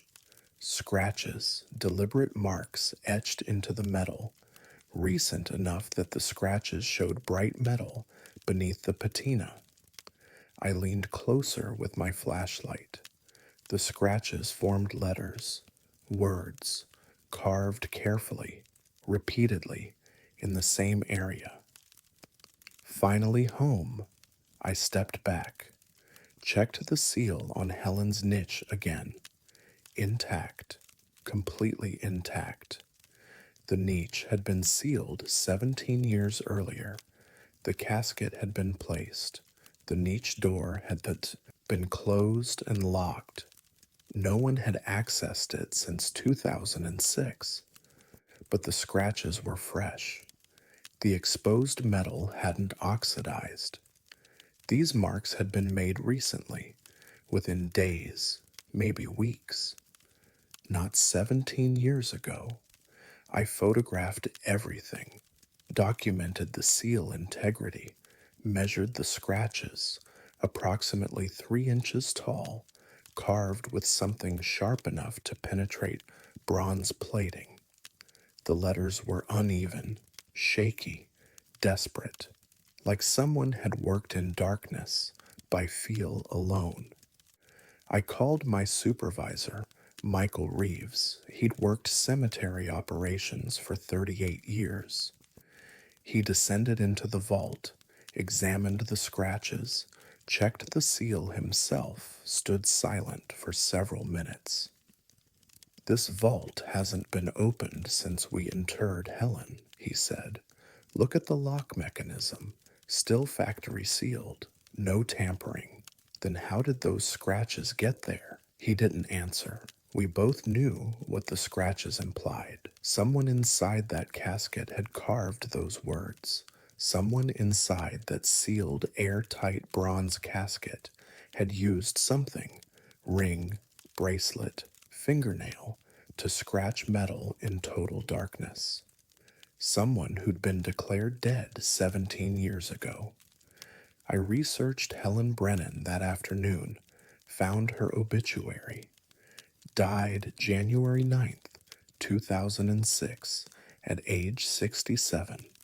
Heart failure, survived by husband Thomas, an extended family, private service, burial at Hillcrest Memorial Park. I found Thomas Brennan's obituary from last week. Died April 3rd, age 84. Complications from pneumonia. Preceded in death by wife Helen and son Michael. Service scheduled for Friday. Burial at Hillcrest Memorial Park, Vault 14B. Thomas had died 6 days ago. The scratches on Helen's casket were fresh. Timeline overlap. I called the funeral home handling Thomas's arrangements, asked about Helen's burial in 2006. They pulled the records. Helen had been embalmed, dressed, positioned in the casket by their lead mortician. The mortician had noted in the file that Helen wore her wedding ring, white gold band, small diamond, worn thin from decades of wear. A ring hard enough to scratch bronze if pressed repeatedly with enough desperation. Friday morning, we interred Thomas Brennan. The family gathered at the vault entrance. 8 people, quiet and grieving. Thomas's casket was bronze, matching Helen's. The funeral director read a brief service. The family placed flowers on the casket. Then we used the mechanical lowering system to take Thomas down into the vault, positioned him in the lower niche, sealed the door. I was the last person in the vault before we closed it. I stood in that underground chamber, looking at 3 sealed niches. Michael, who'd had died at 23, Helen, who'd had died 17 years ago, Thomas, just lowered today. 3 members of one family, together in darkness. I looked at Helen's casket one more time, at those scratches spelling finally home, and I understood. Helen Brennan had died, alone. Her son was already dead, buried in this vault. Her husband was still alive, still walking the world above. She'd been placed in this chamber by herself, sealed in bronze and concrete, waiting. For 17 years, she'd waited in that darkness, and somehow, impossibly, inexplicably, she'd known when Thomas was coming. She'd known when her husband finally died, when he was finally being prepared for burial, when he was finally coming home to her. And in those last days before he arrived, she'd carved her message, finally home. Not her coming home, him, Thomas, finally arriving after 17 years of waiting, finally being placed in the vault beside her, finally ending her solitude in the dark. I sealed Vault 14B that afternoon, closed the granite slab, engaged the hydraulic lock. The vault won't open again unless the family purchases additional space or requests access. That could be decades. That could be never. But I think about Helen Brennan constantly, about 17 years of waiting in darkness, about knowing somehow that your husband was dying, about using your wedding ring to scratch metal, to leave a message, to mark the moment when solitude finally ended, about love being strong enough to persist through death and darkness and impossible time.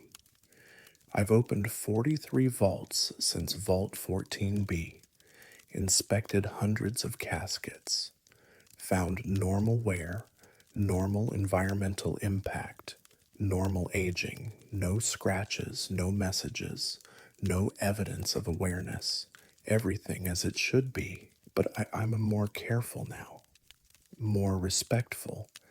I don't think of vaults as storage anymore. I think of them as waiting rooms, places where people rest until their family joins them, places where consciousness might persist in ways I don't understand, places where love doesn't end just because the body stops. I wonder sometimes if Helen is peaceful now, if Thomas lying 20 feet away in that same chamber is enough, if proximity matters in death the way it matters in life, if she can sense him there, finally present, finally home after all those years. I think she can. I think she knew the moment he arrived.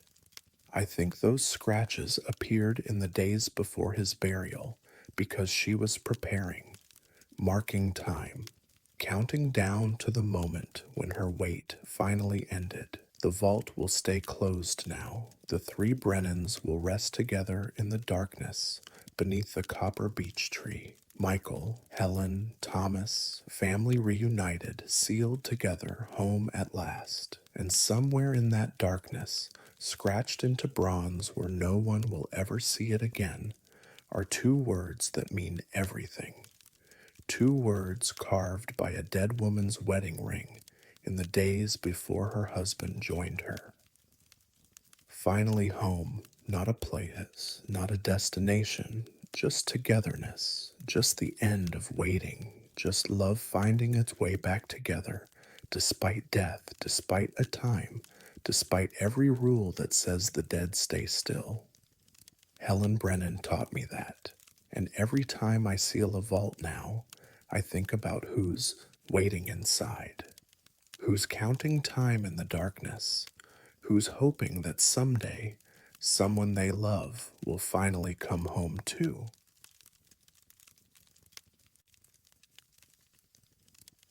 I thought I understood death until the night one of our clients moved. My name is Kara Hutchinson, and I've been the evening receptionist at Pinewood Funeral Home in Bend, Oregon for 7 years. I work the late shift, 2 p.m. to 10 p.m., handling phone calls, greeting families, managing the guest books, maintaining the waiting areas. It's quiet work, respectful work. You become familiar with grief.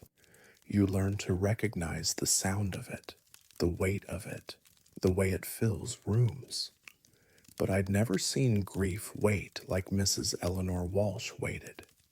She first appeared on a Tuesday in November. I was doing my closing routine, straightening magazines, dimming lights, checking that the viewing parlors were locked.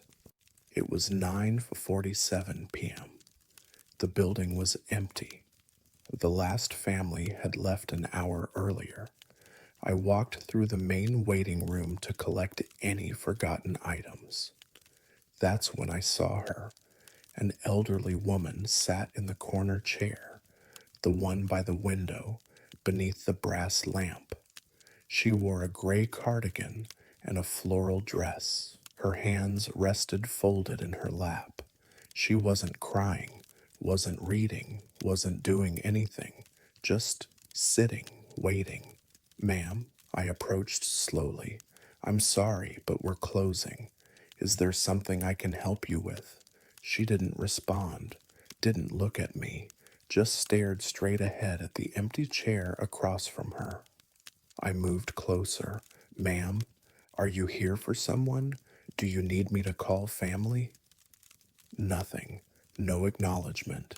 No movement. She just sat there, perfectly still, perfectly silent. I felt uncomfortable, uncertain. I went to my desk, checked the schedule. No late appointments, no viewings scheduled past 8 p.m.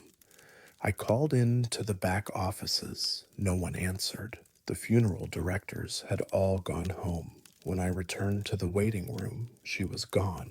The corner chair sat in empty. I checked the bathrooms, checked the parking lot. Her car wasn't there. No cars were there except mine. The building was locked. I would have heard the front door chime if she'd left. But she was gone. I convinced myself I'd imagined it. Late shift exhaustion, stress, 7 years of working around grief and death catching up to me. I finished closing, set the alarm, went home. Wednesday night, 9:49 p.m. She was there again. Same chair, same position, same gray cardigan, same folded hands. This time I didn't approach. I stood at my desk and watched her. She never moved, never blinked, just stared at that empty chair across from her. I timed it. She sat there for 11 minutes. Then, when I glanced down to check a phone message, she disappeared. I looked up and the chair was empty. Thursday night, 9:45 p.m., there again. Friday night, same thing. By the second week, I'd established a pattern. She appeared every night between 9:45 and 9:50 p.m. Always the same chair, always facing the same direction. She'd sit for 10 to 12 minutes, then vanish the moment I looked away. She never acknowledged me, never spoke, never moved except for the act of disappearing.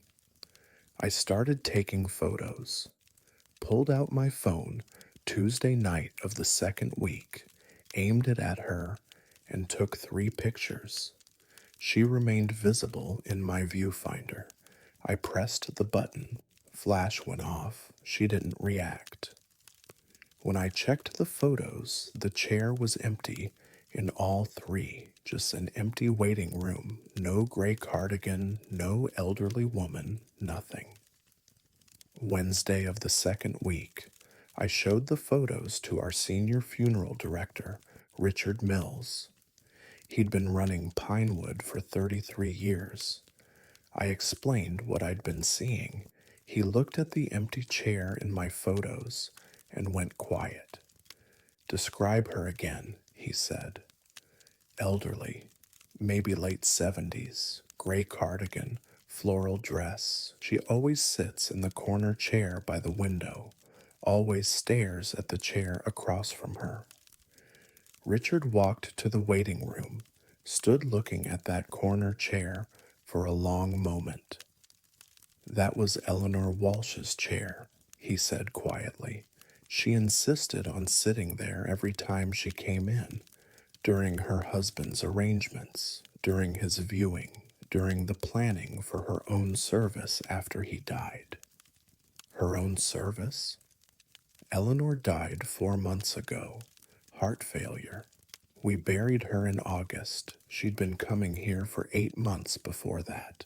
Her husband Gerald died in January. She made all the arrangements herself, planned her own funeral, down to every detail. She must have been here 20 times over those months. Why that specific chair? Richard touched the back of the chair. Gerald always sat across from her, right there. He pointed to the empty chair Eleanor stared at. Every meeting, every discussion, he'd sit there and she'd sit here, and they'd hold hands across the space while we talked about caskets and flowers and services. After he died, She kept sitting in the same chair, kept staring at where he used to sit, like she was still seeing him there. I felt cold spread through my chest. She's waiting for him. She loved him fiercely. 54 years of marriage. She told me once that she wasn't afraid of death because it meant seeing Gerald again, that she'd wait as long as it took. That night, 9:46 p.m., Eleanor appeared in her chair, but I saw it differently now. Saw the way she stared at Gerald's empty chair with such focus, such longing, such patient, unwavering attention. She wasn't haunting the funeral home, she was keeping a routine, maintaining a habit that had carried her through grief. She was still waiting. I started speaking to her, quietly, respectfully, from my desk. He's not here tonight, Mrs. Walsh, but I'm sure he knows you're waiting. I'm sure he knows you haven't forgotten. She never responded, never looked at me, but I continued anyway. Every night, when she appeared, I'd acknowledge her, tell her I saw her, tell her the waiting room was hers if she needed it. After 3 weeks, something changed. I arrived a Thursday evening for my shift. Richard Mills met me at the door. We had a development, he said. Gerald Walsh's sister called. She's been cleaning out Eleanor's house, found something in Eleanor's bedroom. He showed me a photograph. Eleanor and Gerald, maybe in their 30s, sitting in chairs in what looked like a doctor's office. Eleanor in the left chair, Gerald in the right, both smiling, both holding hands across the space between them.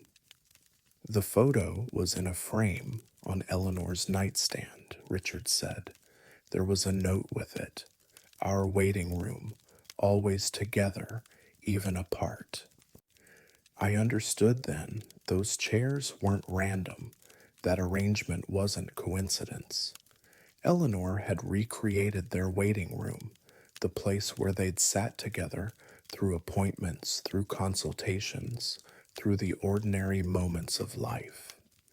She'd positioned the funeral home chairs to match, had insisted on that specific spot because it reminded her of when they were young, when they were together, when waiting meant knowing he'd be sitting across from her. That night, 9:47 p.m., Eleanor appeared for the last time. She sat in her chair, stared at Gerald's empty space. But this time, something was different. She smiled, a small, peaceful smile. Then she stood slowly, walked to the empty chair across from her, and extended her hand like she was taking someone's hand, like she was helping them up. And then she was gone, completely, finally. I've worked at Pinewood for 8 months since Eleanor's last appearance. I arrive every night at 2 p.m., leave every night at 10 p.m. The corner chair by the window sits empty now. No elderly woman in a gray cardigan, no patient waiting, no desperate longing. But sometimes, late at night, I look at those 2 chairs and think about love that persists beyond death, about habits that become sacred, about how waiting rooms can be holy places when they hold the memory of togetherness. Eleanor Walsh taught me that. She showed me that even death doesn't end devotion, that some people keep appointments forever. That waiting isn't always sad. Sometimes it's just love in a different form. The chairs are still arranged the same way, left and right, facing each other close enough that if you sit in one, you could reach across and hold hands with whoever sits in the other. I never move them, never adjust them, because I know now that they're not just furniture. They're a promise, a place where two people sat together through 54 years of life, and apparently through at least 4 months of death. Eleanor waited faithfully, and eventually, somehow, Gerald came back for her. I don't know how. I don't know why. I just know that one night she saw him, took his hand, and finally stopped waiting. And that's all any of us really wants, isn't it? To know that when we're gone, someone will remember where we used to sit, someone will hold the space for us, someone will wait patiently until it's time to go home together. That's what those two chairs mean now. Not grief, not haunting, just love. Persistent, patient, eternal.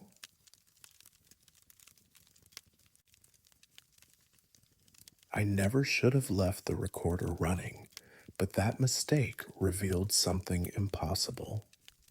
My name is Anjali Patel, and I'm the managing funeral director at Riverside Memorial Services in Eugene, Oregon for 15 years. I document everything: measurements, procedures, chemical concentrations, timing. It's part of maintaining proper records, part of ensuring quality. I use a digital voice recorder during preparations, speaking notes aloud while I work. Hands-free documentation, standard practice. Margaret Hoffman came to us on a Monday in October, 73 years old, complications from lung cancer. Her daughter, Rebecca, handled arrangements. She explained that Margaret had been a music teacher for 41 years, piano mostly, elementary school children. Rebecca mentioned that her mother had hummed constantly, while cooking, while grading papers, while gardening, always the same lullaby, Brahms's lullaby, her signature sound. Every student remembered that humming, Rebecca said. Mom would play piano pieces for them, and between songs, she'd hum. It was her thing, her comfort sound. I noted this in Margaret's file. Personal details matter. They help us treat the deceased as individuals, not just cases. They remind us that these were people with habits, preferences, lives. I began Margaret's preparation Monday evening at 7:30 p.m. I work late shifts twice weekly. The funeral home is quieter then, fewer interruptions. I positioned my voice recorder on the counter, pressed record, and began documenting. October 16th, 7:32 p.m. Beginning arterial embalming for Margaret Ann Hoffman, setting injection pressure at 12 psi. Solution mixture is standard 16 index at 2% concentration. I continued this way, speaking each step aloud. Arterial injection points, drainage observations, positioning adjustments. The recorder captured everything: my voice, the mechanical pump sounds, the ambient noise of the preparation room, fluorescent lights humming, ventilation system running, normal sounds. At 8:17 p.m., my phone rang, my mother, calling about Diwali plans. I stepped into the hallway to take the call, leaving the recorder running on the counter. I spoke with her for approximately 8 minutes. When I returned at 8:25, Margaret was exactly as I'd left her. The embalming process had continued automatically, the pump doing its work while I was gone. I stopped the recorder at 9:43 p.m. Standard preparation time, everything documented properly. I saved the audio file, backed it up to our server, and went home. Tuesday morning, I transcribed my notes from the recording. I do this for every preparation, convert audio documentation into written records. I was 40 minutes into the file when I heard it. 8:18 p.m. on the timestamp, right after I'd left the room to take my phone call. Beneath the mechanical pump sounds and ventilation hum, there was something else, humming, quiet, melodic, female voice. 8 seconds long, I rewound, listened again, definitely humming. A tune I recognized but couldn't immediately place. Soft, gentle, rhythmic, the kind of humming someone does unconsciously, the kind that becomes automatic after years of repetition. I checked the timeline, 8:18 p.m. I'd been in the hallway talking to my mother. No one else was in the building. Our evening security guard, Marcus, doesn't enter the preparation area. Our other funeral director, Thomas, had left at 5 p.m. I was alone with Margaret Hoffman's body, but someone was humming. I isolated the audio, removed the background mechanical sounds using audio software. The humming became clearer, 8 seconds, a complete melodic phrase. I played it for my assistant, Jennifer Chen, who has music training. That's Brahms' Lullaby, she said immediately. Classic version, someone's humming it. I felt something cold move through me. I pulled up Margaret's file, read Rebecca's description again. Mom would hum constantly, always the same lullaby, Brahms' Lullaby. I called Rebecca, asked her a careful question. Did your mother have a specific way she hummed? A specific version of Brahms' Lullaby? Oh, yes, she hummed it exactly like the original German version, not the simplified one. She'd studied it in college. Why? Did she hum while alone or only around people? Alone, mostly. It was her comfort sound. She'd hum while doing routine tasks, while folding laundry, cooking, grading papers, anywhere she felt safe and comfortable. Rebecca paused. Why are you asking this? I should have told her the truth, should have explained about the recording, but I said something vague about documenting personal details and ended the call. Then I listened to the audio file again. And again, 8 seconds of humming, female voice, Brahms' Lullaby, German version, exactly as Margaret would have hummed it, recorded while I was out of the room. Recorded while Margaret Hoffman's body lay on the preparation table, embalming fluid circulating through her arterial system, her physical voice impossible to produce. But the recording existed, the timestamp was clear, 8:18 p.m., during the 8 minutes I'd been in the hallway. During the time Margaret was completely alone in the preparation room. I checked the room's security footage. We have one camera covering the preparation area, required by our insurance. I pulled up Monday evening, watched myself working, watched myself leave the room at 8:17 to take the phone call, watched the empty room for the next 8 minutes, Margaret on the table, pump running, nothing else moving. At 8:18 and 13 seconds, the pump's rhythm seemed to shift slightly. A small fluctuation, nothing dramatic, but present, visible, for exactly 8 seconds. Then everything returned to normal. No figure appeared, no person entered, no visible source for the humming. Just that 8-second fluctuation in the pump rhythm. 8 seconds that matched exactly with the humming on my audio recording. I researched Brahms's Lullaby that afternoon, found its history. discovered that Johannes Brahms wrote it in 1868, that it's been used for generations as a comfort song, a bedtime song, a song associated with safety, with peace, with the transition into sleep, a transition song. That's what one music scholar called it, a bridge between wakefulness and rest, between consciousness and unconsciousness, between here and somewhere else.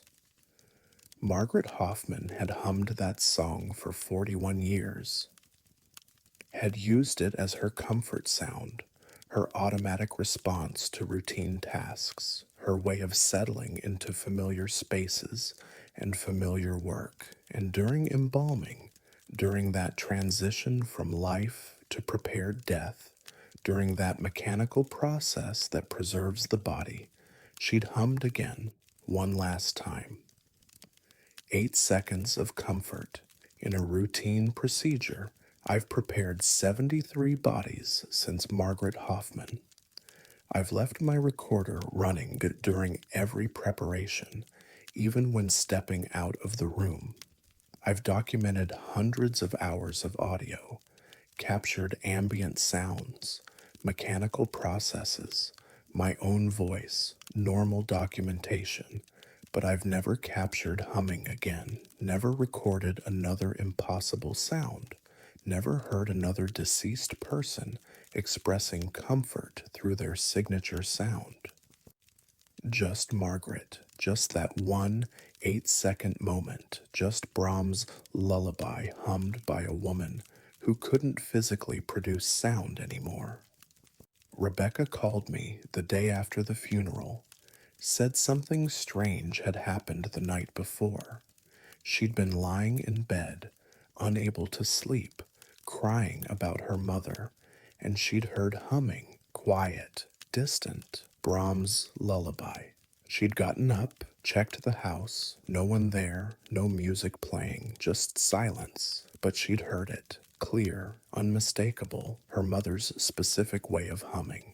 I think she was telling me she's okay, Rebecca said, that she's comfortable wherever she is now, that she's doing her routine things, her comfortable things, just like she always did.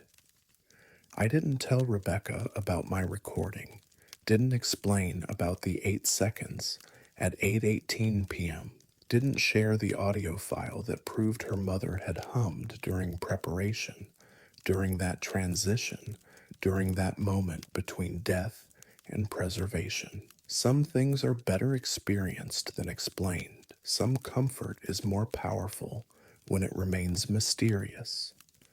But I kept that audio file, backed it up 3 separate times. And sometimes, late at night when I'm working alone, I listen to it. 8 seconds of impossible humming. 8 seconds of a music teacher doing what she'd always done. Finding comfort in routine, in familiar sounds, in the lullaby that had carried her through 41 years of work. Margaret Hoffman taught me that death doesn't erase habit, doesn't silence the songs we've sung for decades, doesn't stop us from expressing comfort in the ways we've always expressed it. She taught me that transition can be gentle, can be familiar, can sound exactly like coming home. And every time I begin a preparation now, I wonder if they're comfortable, if they're humming songs I can't hear, if they're settling into this process with the same grace Margaret showed. I hope they are. I hope they all find their version of Brahms's lullaby, their comfort sound, their transition song, because if death can be that gentle, if it can include 8 seconds of familiar humming while embalming fluid circulates, then maybe it's not as hard as we think. Maybe it's just another routine, another comfortable moment, another chance to hum the songs we've always known. Margaret taught me that, and I'll never forget those 8 seconds. Never stop hearing that impossible, beautiful, comforting sound.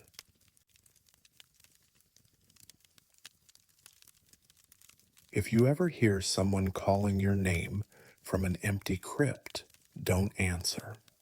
My name is Cole Brennan, and I've been a mortuary transport driver for Summit Memorial Services in Portland, Oregon for 11 years.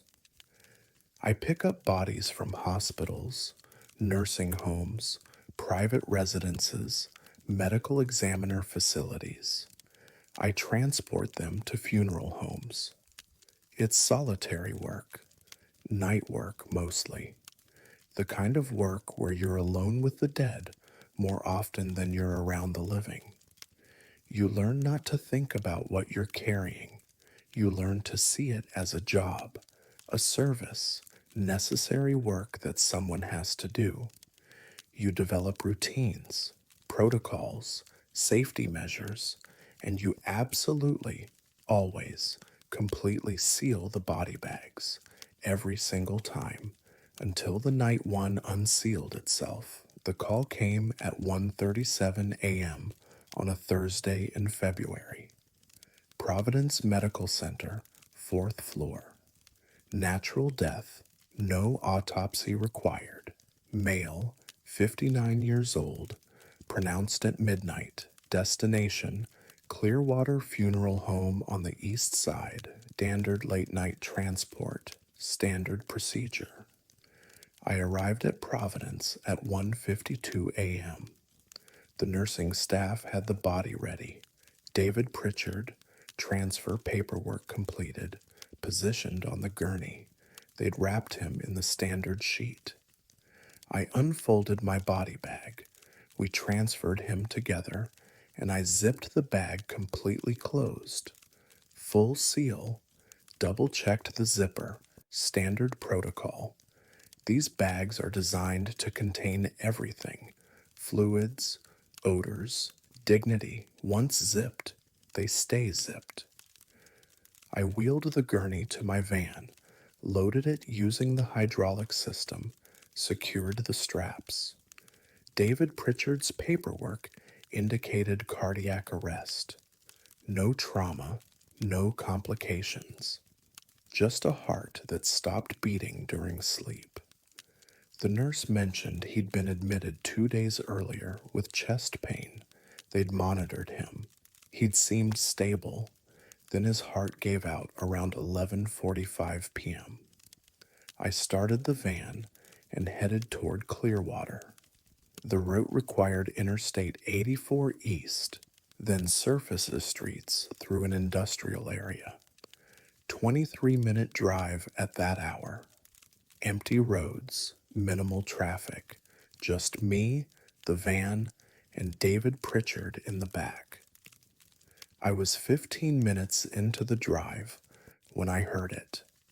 Tapping, soft, rhythmic, 3 taps, pause, 3 taps, pause, coming from the cargo area behind me.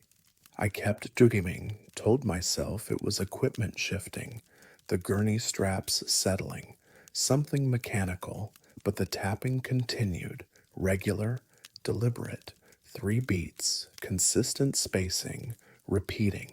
I pulled into a 24-hour gas station parking lot, sat with the engine running, listening. The tapping stopped, silence, just the van's engine and distant highway noise. I waited 3 minutes, nothing. I pulled back onto the road. The tapping started again, same rhythm. 3 beats, pause, 3 beats, pause, like someone trying to establish a pattern, like someone wanting attention. I arrived at Clearwater at 2:23 a.m. The funeral director in duty, Marcus Webb, was waiting at the loading bay. I backed the van up, opened the rear doors. Marcus helped me wheel the gurney down the ramp. That's when I saw it. The body bag zipper was open. Not completely, not dramatically, just 3 inches, near the top, where David Pritchard's head would be. The zipper had been pulled down from the inside. I could see the zipper pull positioned on the interior side of the opening, not the exterior where I'd left it. I stopped moving, stared at that 3-inch gap. Problem? Marcus asked. I sealed that bag completely. At Providence. Checked it twice. Marcus examined the zipper. Could have caught on something during transport. Pulled itself down. Zippers don't unzip themselves, not from the inside. Then maybe you didn't zip it all the way. I did. I always do. We stood there in the 2 a.m. darkness of the loading bay, looking at that impossible 3-inch opening, the zipper pull resting on the interior, the bag opened from inside, not outside. No logical mechanism for how that could happen. No explanation except the one neither of us wanted to say out loud. Something inside the bag had unzipped it. We transferred David Pritchard to the prep room. Marcus re-zipped the bag completely before wheeling him into cold storage. Neither of us discussed the zipper again. I signed the transfer paperwork and left. But I couldn't stop thinking about it. The tapping, the unzipped bag, the zipper pull positioned on the inside. I'd transported over 3,000 bodies in 11 years. I'd never seen a body bag unzip itself, never heard unexplained sounds during transport, never experienced anything that suggested the dead moved after I picked them up. The next morning, I called Clearwater, asked to speak with Marcus. He'd worked overnight processing David Pritchard. I needed to know if anything else unusual had happened. Funny you should call, Marcus said. I found something odd in Pritchard's medical records.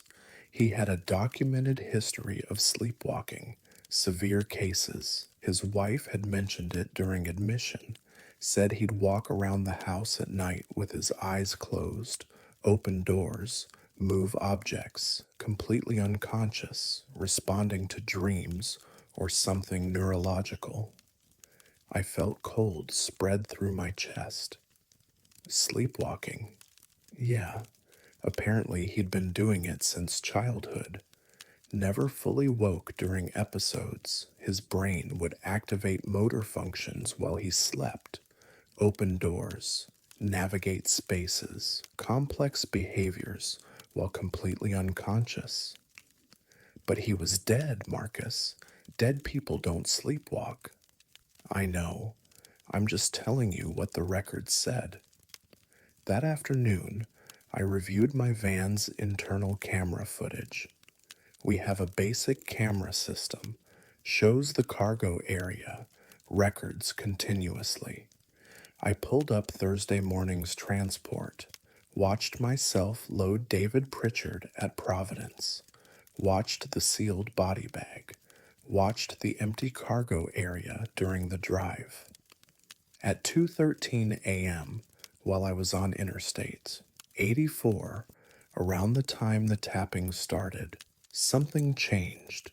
The body bag shifted, not dramatically, not like someone thrashing, just a small movement, a repositioning, like someone turning over in sleep.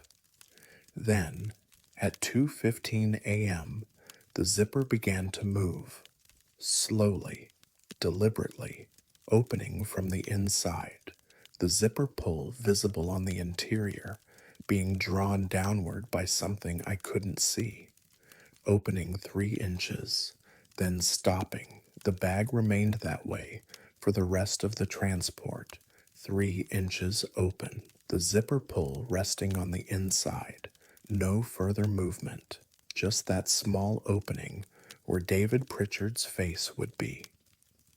I've tried to understand it, researched post-mortem muscle contractions, cadaveric spasms, gas buildup causing movement.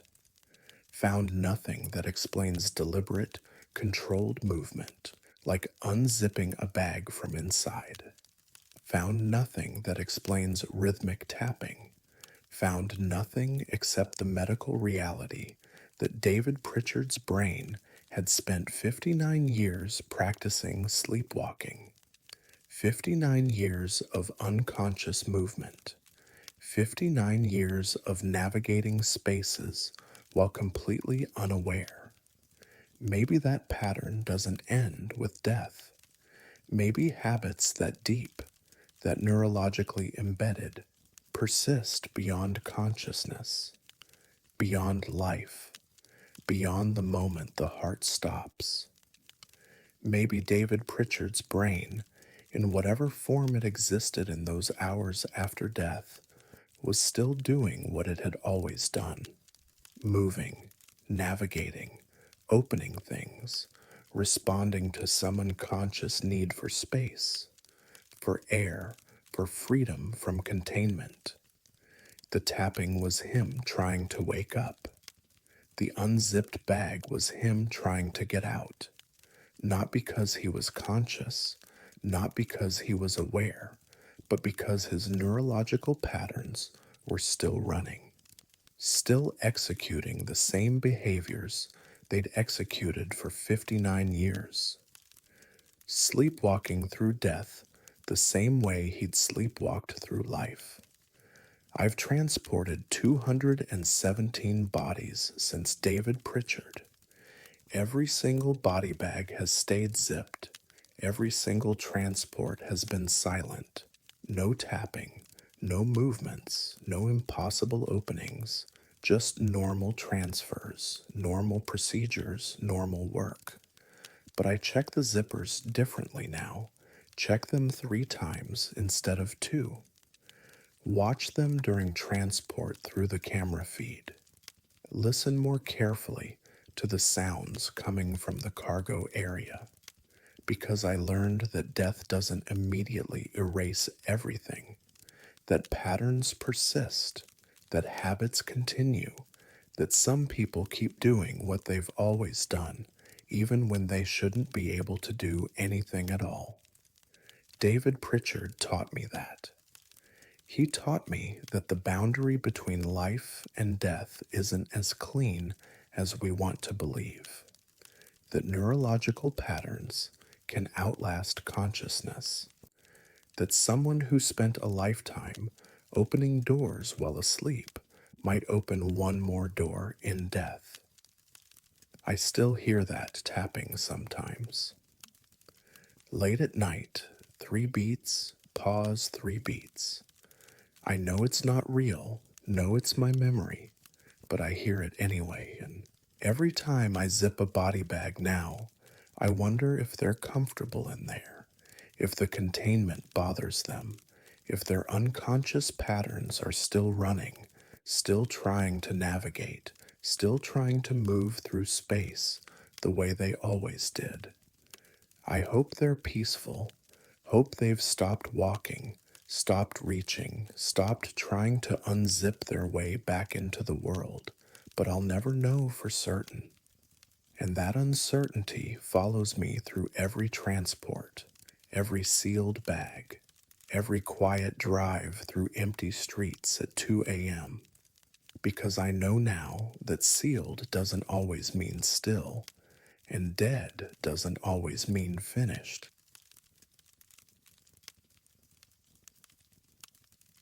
I never should have worked alone that night, but after 17 years, you stop thinking something can surprise you. My name is Sybil Moreau, and I've been a licensed embalmer at Westbrook Funeral Services in Salem, Oregon for 19 years. I prepare bodies for viewing and burial. I handle personal effects, jewelry, clothing, objects families want returned or interred. I document everything, maintain detailed records, follow protocols designed to prevent mistakes. You develop systems, routines, methods for ensuring accuracy, but no protocol prepared me for what happened With James Whitlock's watch, James came to us on a Tuesday in March. 47 years old, drowning. He'd been kayaking on the Willamette River when his kayak capsized, strong current, cold water. By the time rescue arrived, he'd been underwater approximately 11 minutes, pronounced dead at the scene. Time of death, 4:47 p.m. His wife, Catherine, brought his personal effects Wednesday morning. Wedding ring, wallet, watch. The watch was a vintage Omega Seamaster. Steel case, automatic movement, leather band. Water had penetrated the case. The crystal was fogged. The movement had stopped at 4:47 p.m. Exactly the time James had drowned. He never took that watch off, Catherine said, touching it carefully. His father gave it to him. He wore it every day for 23 years. Even swimming, even showering. It was waterproof to 100 meters, but the river must have exceeded that. The pressure must have broken the seal. She asked if we could place the watch in the casket with James, wanted him buried with it. I noted this request in our records. Standard accommodation. Families often want meaningful objects interred with their loved ones. I began James's preparation Wednesday evening. Standard drowning case procedures, more careful fluid distribution, attention to discoloration patterns, specialized cosmetic work for water exposure. I removed the watch from his wrist at the beginning of the process, set it aside with his other personal effects. The watch face showed 4:47, the second hand frozen mid-sweep. The mechanism completely stopped. I worked through the evening, completed the embalming by 9:30 p.m., dressed James in the suit Catherine had provided, positioned him in the casket. Then I retrieved his personal effects to place with him. Wedding ring on his finger, wallet in his jacket pocket, watch on his wrist. When I picked up the watch, it was running. Not possible. The movement had been stopped, water damaged, frozen at 4:47 p.m. I'd seen it clearly, crystal fogged, mechanism seized, but now the second hand swept smoothly around the dial. The watch showed 9:37 p.m., accurate time, running perfectly. I examined it closely. The crystal was still fogged, water damage is still visible, but the movement ran, smooth, consistent, impossible. I placed the watch on James's wrist, positioned his hands across his chest, completed the preparation, locked the casket. Catherine had requested a closed service. I documented everything in my notes, including the watch anomaly. Then I went home, uneasy but unable to explain what I'd witnessed. Thursday was the funeral, 2 p.m. service in our main chapel. Approximately 75 people attended. I stood in the back, as I always do, monitoring the service, ensuring everything proceeded appropriately. The pastor spoke. Catherine and their two daughters shared memories. Everything normal, respectful, sad but controlled. At 2:46 p.m., I noticed something odd. The chapel clock, a large analog piece mounted on the back wall, had stopped. The second hand frozen in place. I checked my phone, 2:46 and 38 seconds. The wall clock showed 2:46 exactly. I walked to the lobby. The digital clock above the reception desk was frozen. 2:46, not advancing. I checked the kitchen, the microwave clock, 2:46, not changing. I returned to the chapel, looked at my phone again. 2:47 p.m. I looked up at the wall clock, still frozen at 2:46. Then, as I watched, the minute hand moved, clicked forward. 2:47 p.m. The second hand began sweeping again. The clock was running. I checked the lobby. The digital display showed 2:47, advancing normally. Kitchen microwave, 2:47, counting forward. Every clock in the building had stopped at 2:46 and resumed at 2:47. 1 minute. Every clock had frozen for exactly 1 minute, from 2:46 to 2:47 p.m. I checked my phone's clock log. According to the internal timestamp, the correct time throughout that minute had been 2:46 to 2:47. My phone hadn't stopped. The building's clocks had stopped, synchronized, all of them for 1 minute. The service concluded at 3:15 p.m. We processed to the cemetery. The burial went smoothly. Catherine and her daughters stood at the graveside while we lowered James into the ground. Standard service, standard burial, no anomalies. But I kept thinking about that 1 minute, about every clock stopping at 2:46, about James's watch, which had stopped at 4:47 p.m. when he drowned, about how I'd found it running again when I went to place it on his wrist. That evening, I pulled the funeral home's security footage, reviewed the chapel camera during the service. At 2:46 and 14 seconds, the wall clock stopped, visible in the frame. Second hand frozen. At 2:47 and 14 seconds, it resumed, exactly 1 minute of stopped time. I reviewed footage from all our cameras. Every visible clock stopped simultaneously. Every clock frozen at 2:46. Every clock resuming at 2:47. No mechanical explanation, no power fluctuation, just synchronized stopping. I called our maintenance contractor, Derek Mills. He examined our electrical system, found nothing wrong. No power interruptions, no voltage drops. Everything functioning normally. He suggested maybe the clocks coincidentally needed batteries, but our chapel clock is wired to building power.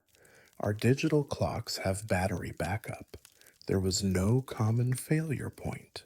Clocks don't just stop synchronized, Derek said, not without a building-wide power failure, and you didn't have one.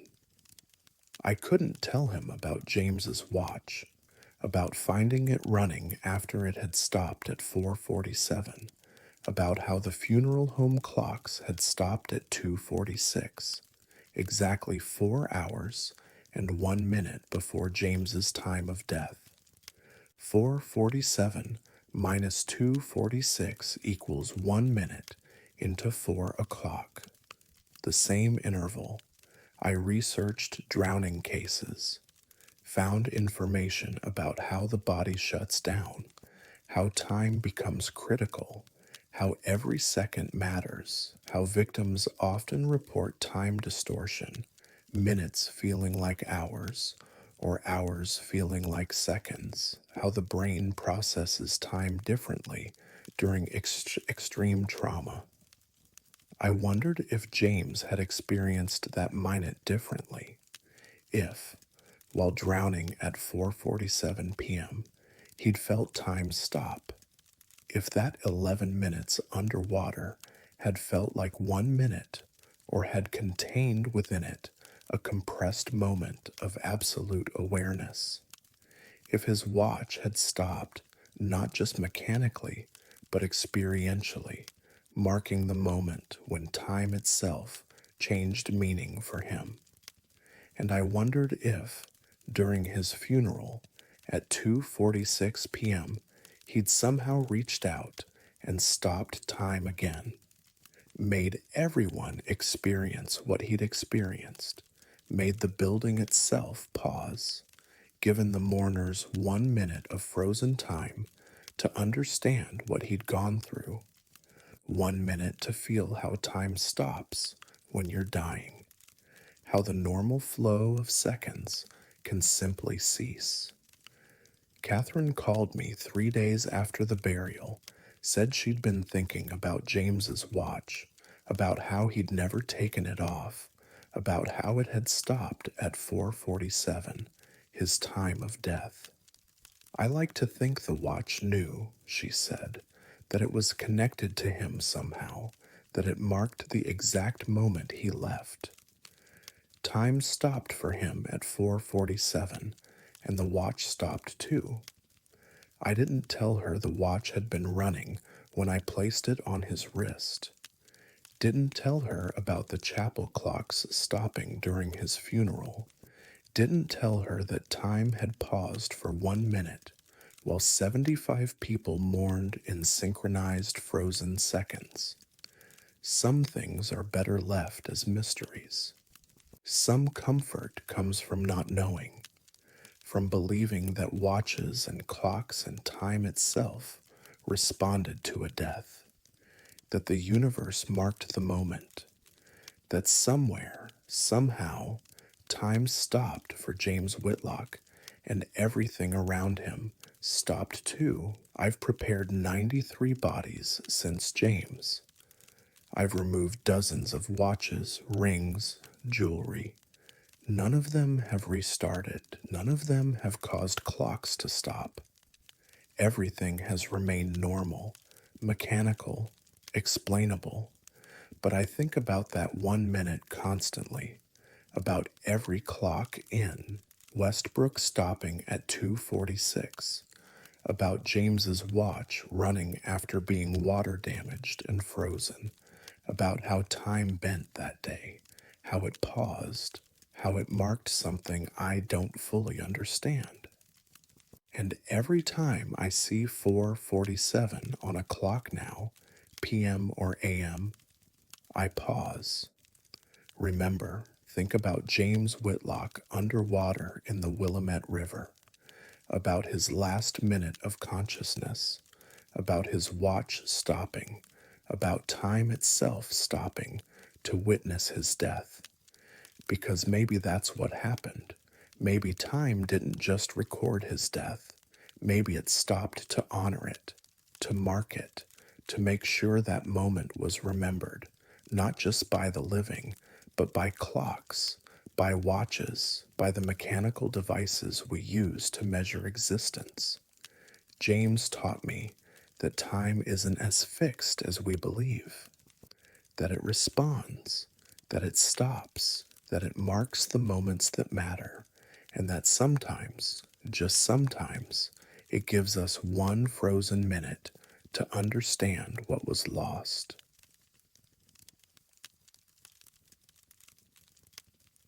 Every cemetery has a rule we don't talk about. Ours is simple. Never walk between the two oldest mausoleums after midnight. My name is Marcus Dutch, and I've been the head caretaker at Greenwood Cemetery in Corvallis, Oregon, for 28 years. I know every grave, every path, every angle of light through the old oaks. I arrive at dawn most days, 5:30 a.m., before the sun rises, before visitors come. I check for storm damage, animal disturbance, vandalism, early morning rounds, quiet work, solitary work. That's when I first saw him. A Sunday in April, 5:43 a.m. A man kneeling at Margaret Voss's grave. Margaret had been buried 3 weeks earlier. I'd been there for the interment. She'd died at 91, full life, large funeral, family from 3 states. Her plot was in Section C, third row from the oak tree. Good location, peaceful. I'd checked her grave several times since burial. The ground was settling properly. The temporary marker was stable. The man kneeling there was maybe 60, thin, gray hair. He wore a dark jacket and jeans. His head was bowed. His hands were folded. He wasn't crying, wasn't speaking, just kneeling in silence on the dew-covered grass. I didn't approach. Visitors deserve privacy, especially early mourners. The people who come at dawn are often the ones who can't face crowds, who need solitude with their grief. I've learned to recognize them, to give them space. The next Sunday, 5:38 a.m., he was there again. Same position, kneeling, silent, head bowed. Third Sunday, same thing. Fourth Sunday, fifth, sixth, every Sunday at dawn. Between 5:30 and 6 a.m., the man knelt at Margaret Voss's grave. I started tracking his visits in my log, noted the times, started arriving earlier to see if his schedule varied. It didn't. He came every Sunday, stayed approximately 15 to 20 minutes, never spoke, never brought flowers, just knelt and maintained his vigil. After 3 months, I tried speaking to him, approached carefully one Sunday morning, kept my distance, kept my voice gentle. Morning, I'm Marcus, the caretaker here. I've noticed you visit regularly. Just wanted to let you know if there's anything you need, any maintenance issues with the grave, any concerns. I'm here. He didn't respond, didn't look up, didn't acknowledge me at all. Just remained kneeling, head bowed, completely still. I backed away. Some grief is too deep for conversation. Some people need absolute solitude. I understood that. I left him alone after that. Just noted his visits, made sure I kept Margaret's grave in perfect condition, kept the grass trimmed, kept the temporary marker clean, showed respect for his obvious devotion. By 6 months, I documented 24 visits. Every single Sunday, same time, same duration, same silence. He never varied, never missed a week, never brought anyone with him. Just this solitary, silent vigil at Margaret Voss's grave. Then, on the 25th Sunday, he didn't come. 5:30 a.m., empty grave. No kneeling figure, no visitor. I waited until 6:30. Nobody arrived. The next Sunday, no visitor. Third Sunday, nothing. After 3 weeks of absence, I got curious. Pulled Margaret Voss's burial records. Found her family information. She'd had 3 children, 2 daughters and 1 son. The son's name was David Voss. I searched our cemetery database for David Voss. He was buried here. Section G, 4th row, died March 19th, 5 months ago. I felt cold spread through my chest. March 19th. I pulled my visitation log, found my first entry about the Sunday visitor, April 14th. 3 weeks after David Voss died, I'd been watching a dead man visit his mother's grave for 6 months. 24 Sunday mornings, 24 vigils, 24 times I'd seen David Voss kneeling at Margaret's grave when David had already been buried in Section G for weeks. I walked to Section G that afternoon, found David's grave. Fresh stone, recently installed. The dates were clear. Born 1964, died March 19th. The inscription read, "Beloved son, devoted teacher, forever in our hearts.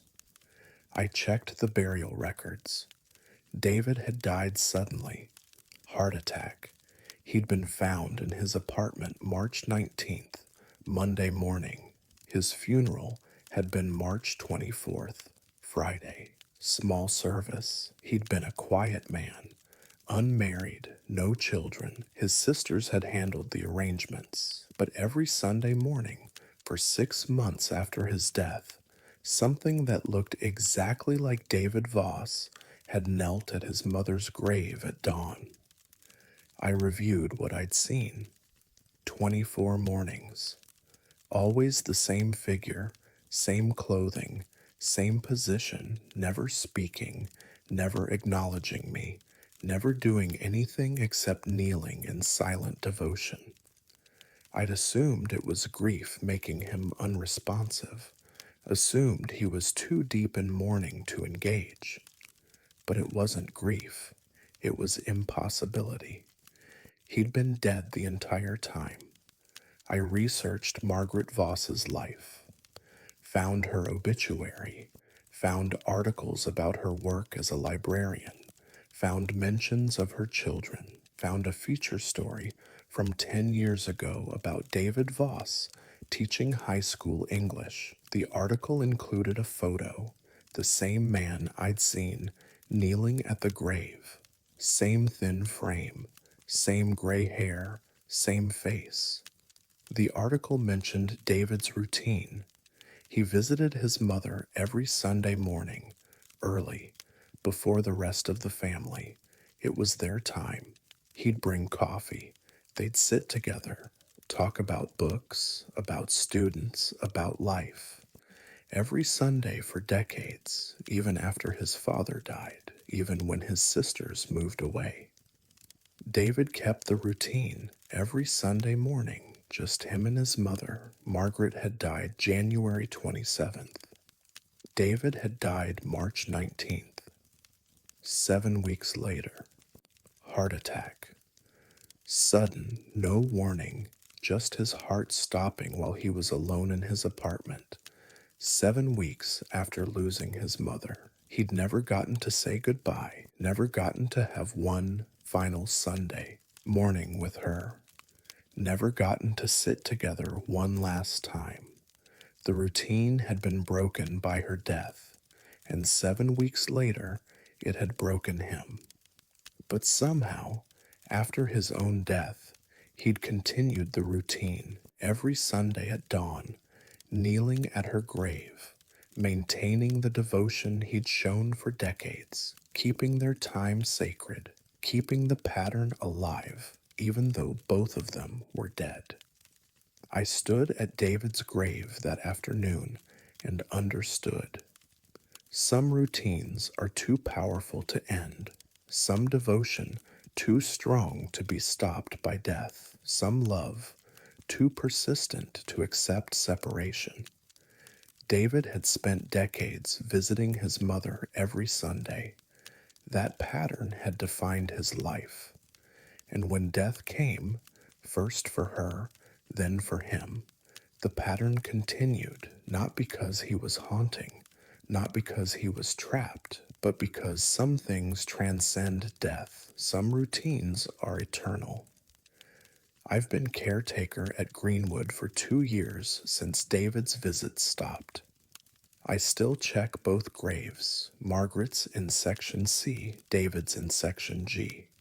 I keep them maintained, keep the grass trimmed, keep the stones clean, show respect for their obvious bond. But sometimes, on Sunday mornings, I arrive a little earlier, 5:15, 5 a.m., before dawn, and I walk through Section C, stand near Margaret's grave, watch, listen, hope, because I want to see him again, want confirmation that what I witnessed was real, want proof that love persists, that routines matter, that Sunday mornings with your mother don't end just because death intervenes. I want to see David Voss kneeling one more time, want to know he's still keeping their ritual, still honoring what they built over decades, but he never appears. The grave stays empty. No kneeling figure, no silent vigil, just grass and stone and morning light. Maybe he's done now. Maybe he said what he needed to say. Maybe 24 Sunday mornings were enough to complete whatever he'd left unfinished when he died. Or maybe he's moved on. Maybe he found her. Maybe they're together now in whatever comes after death. Maybe they're having Sunday mornings again, not at her grave, but wherever people go when devotion finally reunites them. Maybe they're sitting together, talking about books, drinking coffee, maintaining their routine in a place where death can't interrupt anymore. I hope that's true. I hope David Voss found his mother. Hope their Sundays continue somewhere I can't see. Hope the routine that defined their relationship didn't end, just transformed, moved, changed location, but kept its essential nature. Because that's what I learned from watching a dead man visit his mother's grave for 6 months. That love creates patterns stronger than death. That devotion persists beyond physical existence. That the rituals we build with the people we love don't end when bodies stop working. They just continue. Somewhere, somehow, in forms we can't always perceive, but that remain absolutely real. David Voss taught me that. And every Sunday morning, at dawn, I remember him. Remember his silent kneeling. Remember his absolute devotion. Remember that for 24 weeks after his death, he kept showing up, kept honoring his mother, kept their tradition alive. That's all any of us really wants, isn't it? To know that love persists, that the rituals that matter continue, that death is just an interruption, not an ending, that Sunday mornings with the people we love are eternal, even when the bodies we use to share them are gone. David and Margaret Voss proved that, and their graves, separated by 3 sections but connected by decades of devotion, stand as monuments to something that transcends burial, transcends death, transcends everything except love itself. I keep both graves perfect. It's the least I can do for the man who taught me that Sunday mornings are sacred, that devotion never dies, that some routines are forever,